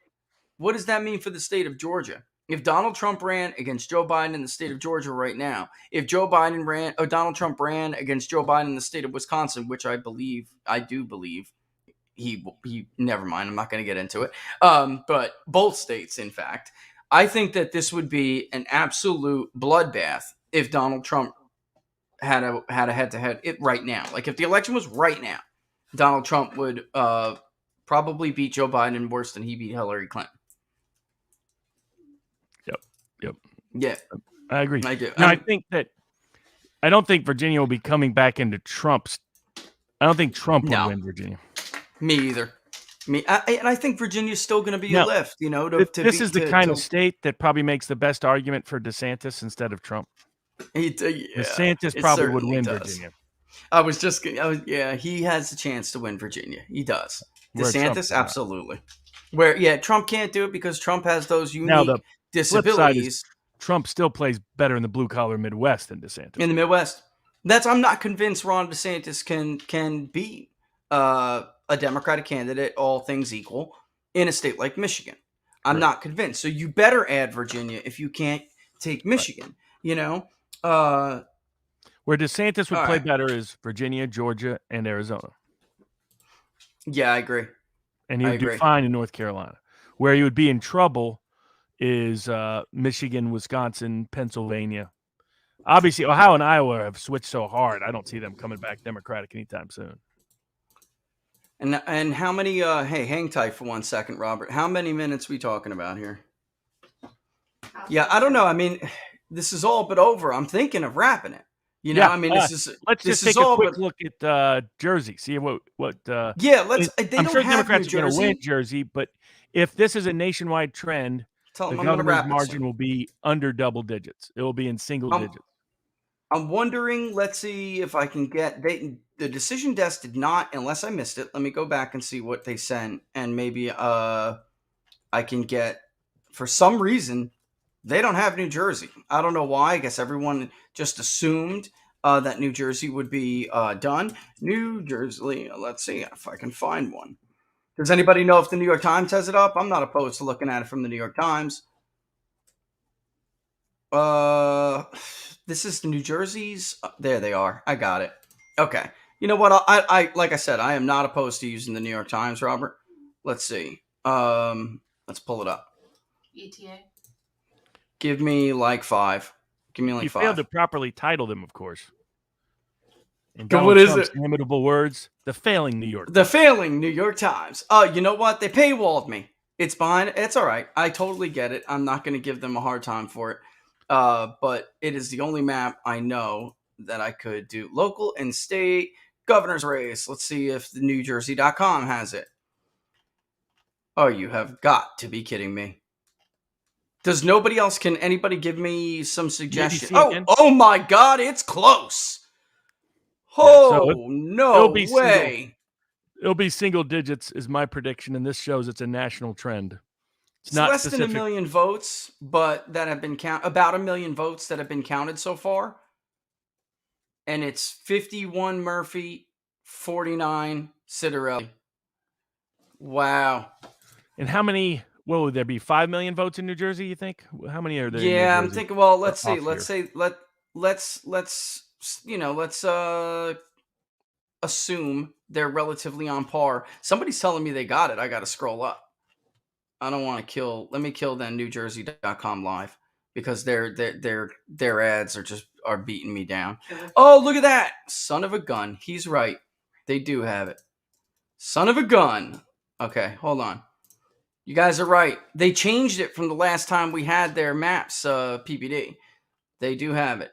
Oh, we have a lot we could have went over. Son of a gun. All right, let it load up. Get rid of this. It's going to do its thing. You have 5,000 tabs. I know. I got to get rid of some of these tabs. They're killing me. All right, there it is. So now we have Citarelli. It is, like I said, they closed at 8, guys. So they're 36% in. Do they have full results from any of those counties, or closer to full? Ocean County is in. Citarelli actually did very well, 67-32. Monmouth County is in. What was Trump's margin in Ocean? I like Ocean because it has a big working class contingent. It sure as hell does. That's man. Bruce Springsteen. I know it well. It is. Yeah. And Monmouth, by the way, too, is pretty Republican, but it isn't as Republican as Ocean. Mm-hmm. But Trump only won Monmouth by 3. Ocean was 63%. Trump did very well in Ocean. So, but Citarelli is still outperforming him by about, swing net. So what did Biden do? 8-9 points. Yep, about 8. By net, about 8. In Monmouth, Citarelli is at, let's round 58-41, and Trump won it 51-48. So Citarelli is outperforming. Again, I think we all kind of expected that. Well, I'm saying it looks almost exactly like Virginia. It's just that Democrats have a much bigger cushion in New Jersey because Biden won it by nearly 20. Cape May will flip, by the way. Cape May will flip when the election day vote is counted. Cape May is going to flip. Right down here at the bottom. Yep. It's 53-46 right now with 40% of the vote in. That's early vote. That's Murphy's early vote, which is not a strong early vote lead. And when that election day vote comes in New Jersey, that's going to swamp. It's going to swamp. It'll swamp Murphy's margin. They can't recreate the 2020 turnout pattern. That was a one-off with the mass mail-in nonsense and the Facebook money and all that jazz. And this is a nationwide reaction, and it looks like it's particularly the two things that stand out to me is working class Trump voters staying Republican, which was a big Yep. open factor. 2018, a lot of them didn't. And particularly in the northern working class voters, and middle class voters almost everywhere, like a place like Monmouth, which is a big mixture. Monmouth, yeah. Well, yeah. Trending- Marlboro, you got over there. Howell Trending Township, heavily. Freehold. Yeah, trending heavily Republican. This is a which- nightmare scenario for Democrats. Yeah, all It's and their erosion in turnout amongst their minority millennial base. So He lost Gloucester. all they got is their professional class base. That's not enough to hold outside of the Northeast. Sorry. Robert, this is going to be closer because Citarelli took Gloucester County, and it's done. It's in. This is going to be a closer election. What was Trump's margin there? How much? Trump was the first Republican to come real close in a while. Barack Obama won Gloucester County twice. Trump came very close, 50-48, but he couldn't do it. And Citarelli has got it now 52.6 to 46.6. So, I mean, So about again, 8-point another swing? 8-point swing. 8 So this is, So that's- it's not going to be the pretty 11-point consistent. margin. Yeah, it's going to be an 8 to 10 point swing, just like Virginia. I mean, Virginia will be Yeah. a little bit more net, but I mean, obviously there was a financial disparity in New Jersey too. In terms of resources, Big so time. it was going to be less competitive. But I mean, pretty much a nationwide pattern of rejecting the Democratic Party now that it's risen to power at a national level. That's translating, and in particular, they got middle class problems. They got They got problems with- middle class problems. That's a headline. That's a headline, Robert. Yep, no doubt. All right. All right. So, I guess with that, we got, Robert Cahaley from Trafalgar is going to be pleased because he's definitely going to be closer than Monmouth on that. I really do think so. New Jersey, again, one of those things I really tell you, man, Chris Christie gave the formula there. Unfortunately, you do have to play hardball to win it. You do. It's probably one of the dirtiest states in the nation. I lived there forever. You can't get a liquor license without mob ties, or you can pay a politician off, a Democrat that's totally corrupt. Everyone who's lived there and knows the system knows I'm telling the truth.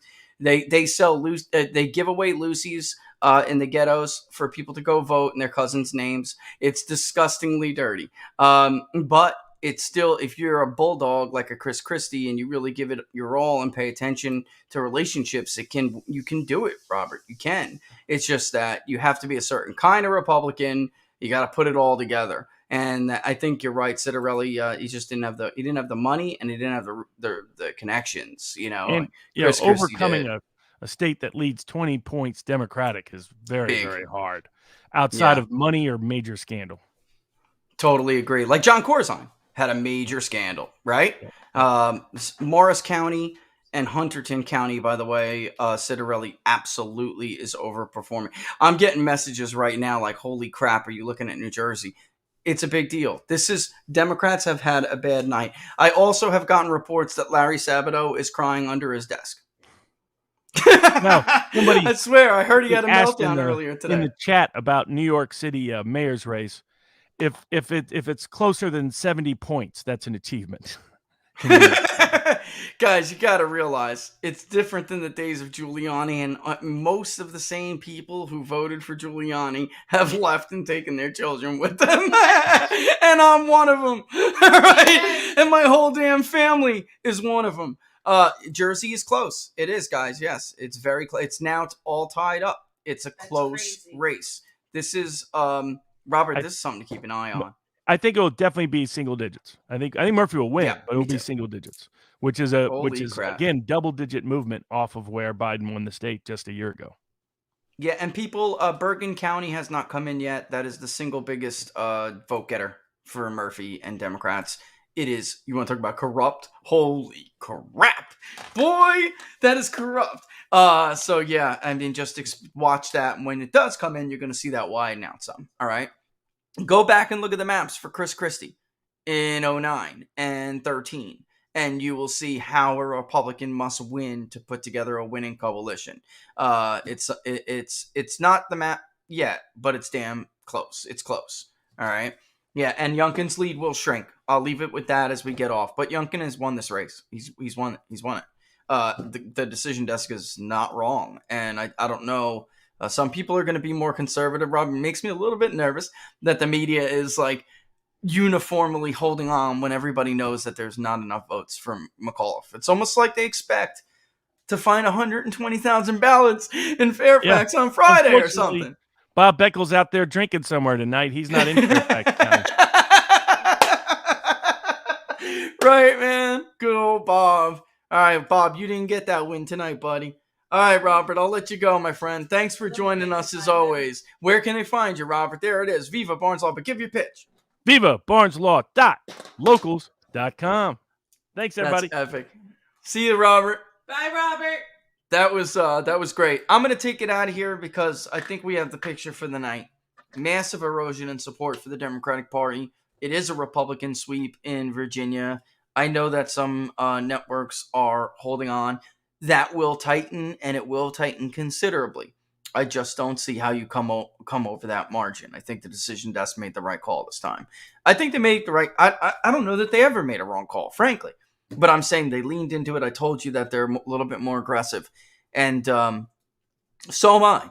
I'd just like to be sure that the bottom line is there is a pattern across the board. It's an erosion of at least 10 points for Democrats statewide combined. And that is all they had to play with. So I think it's going to end up probably around an erosion of 12 to 13. And that's where you're going to get a Youngkin win of 2-3. Holy crap, that air kicked on, made me cold. All right, I'm going to go, guys. I'll play where the... they can follow you? Yeah, I'm going to go play the outro music. Consider supporting the public polling project. We did it again. I want to thank CD Media for partnering, but I'm glad that because of the locals page, we did have the ability to do that again. And we had the 47 up with CD Media, and then when we had the follow-up locals poll, we clearly caught that Youngkin surge at the end. So again, I just put it in the box, the public polling project. I put the link in the comment section, and if everyone but Rumble will get it, but Laura will pick it up. Throw it in the Rumble chat for you guys on Rumble watching. Consider supporting it. We're going to try to do a national poll here before the holidays, and we're a little under a sixth of the way there. We'll get there. I know we will. But other than that, check out Robert's page with vivabarneslaw.locals.com. It's awesome. The growth on ours has been awesome, and we love you for it. peoplespundit.locals.com. I did, tell people I don't want to leave them hanging. I told Charlie Kirk I'd jump on his show and tell him what's going on. So I think we pretty much had a good sound night here. I'll leave you with... well, I guess I can't, right? I can't. All right. But I will see you tomorrow at 11 o'clock a.m. Eastern Standard Time for Inside the Numbers. Don't miss it. All right. All the best, folks. Love you for it. Love you guys. Thank you for all your support. All the support. Talk to you soon.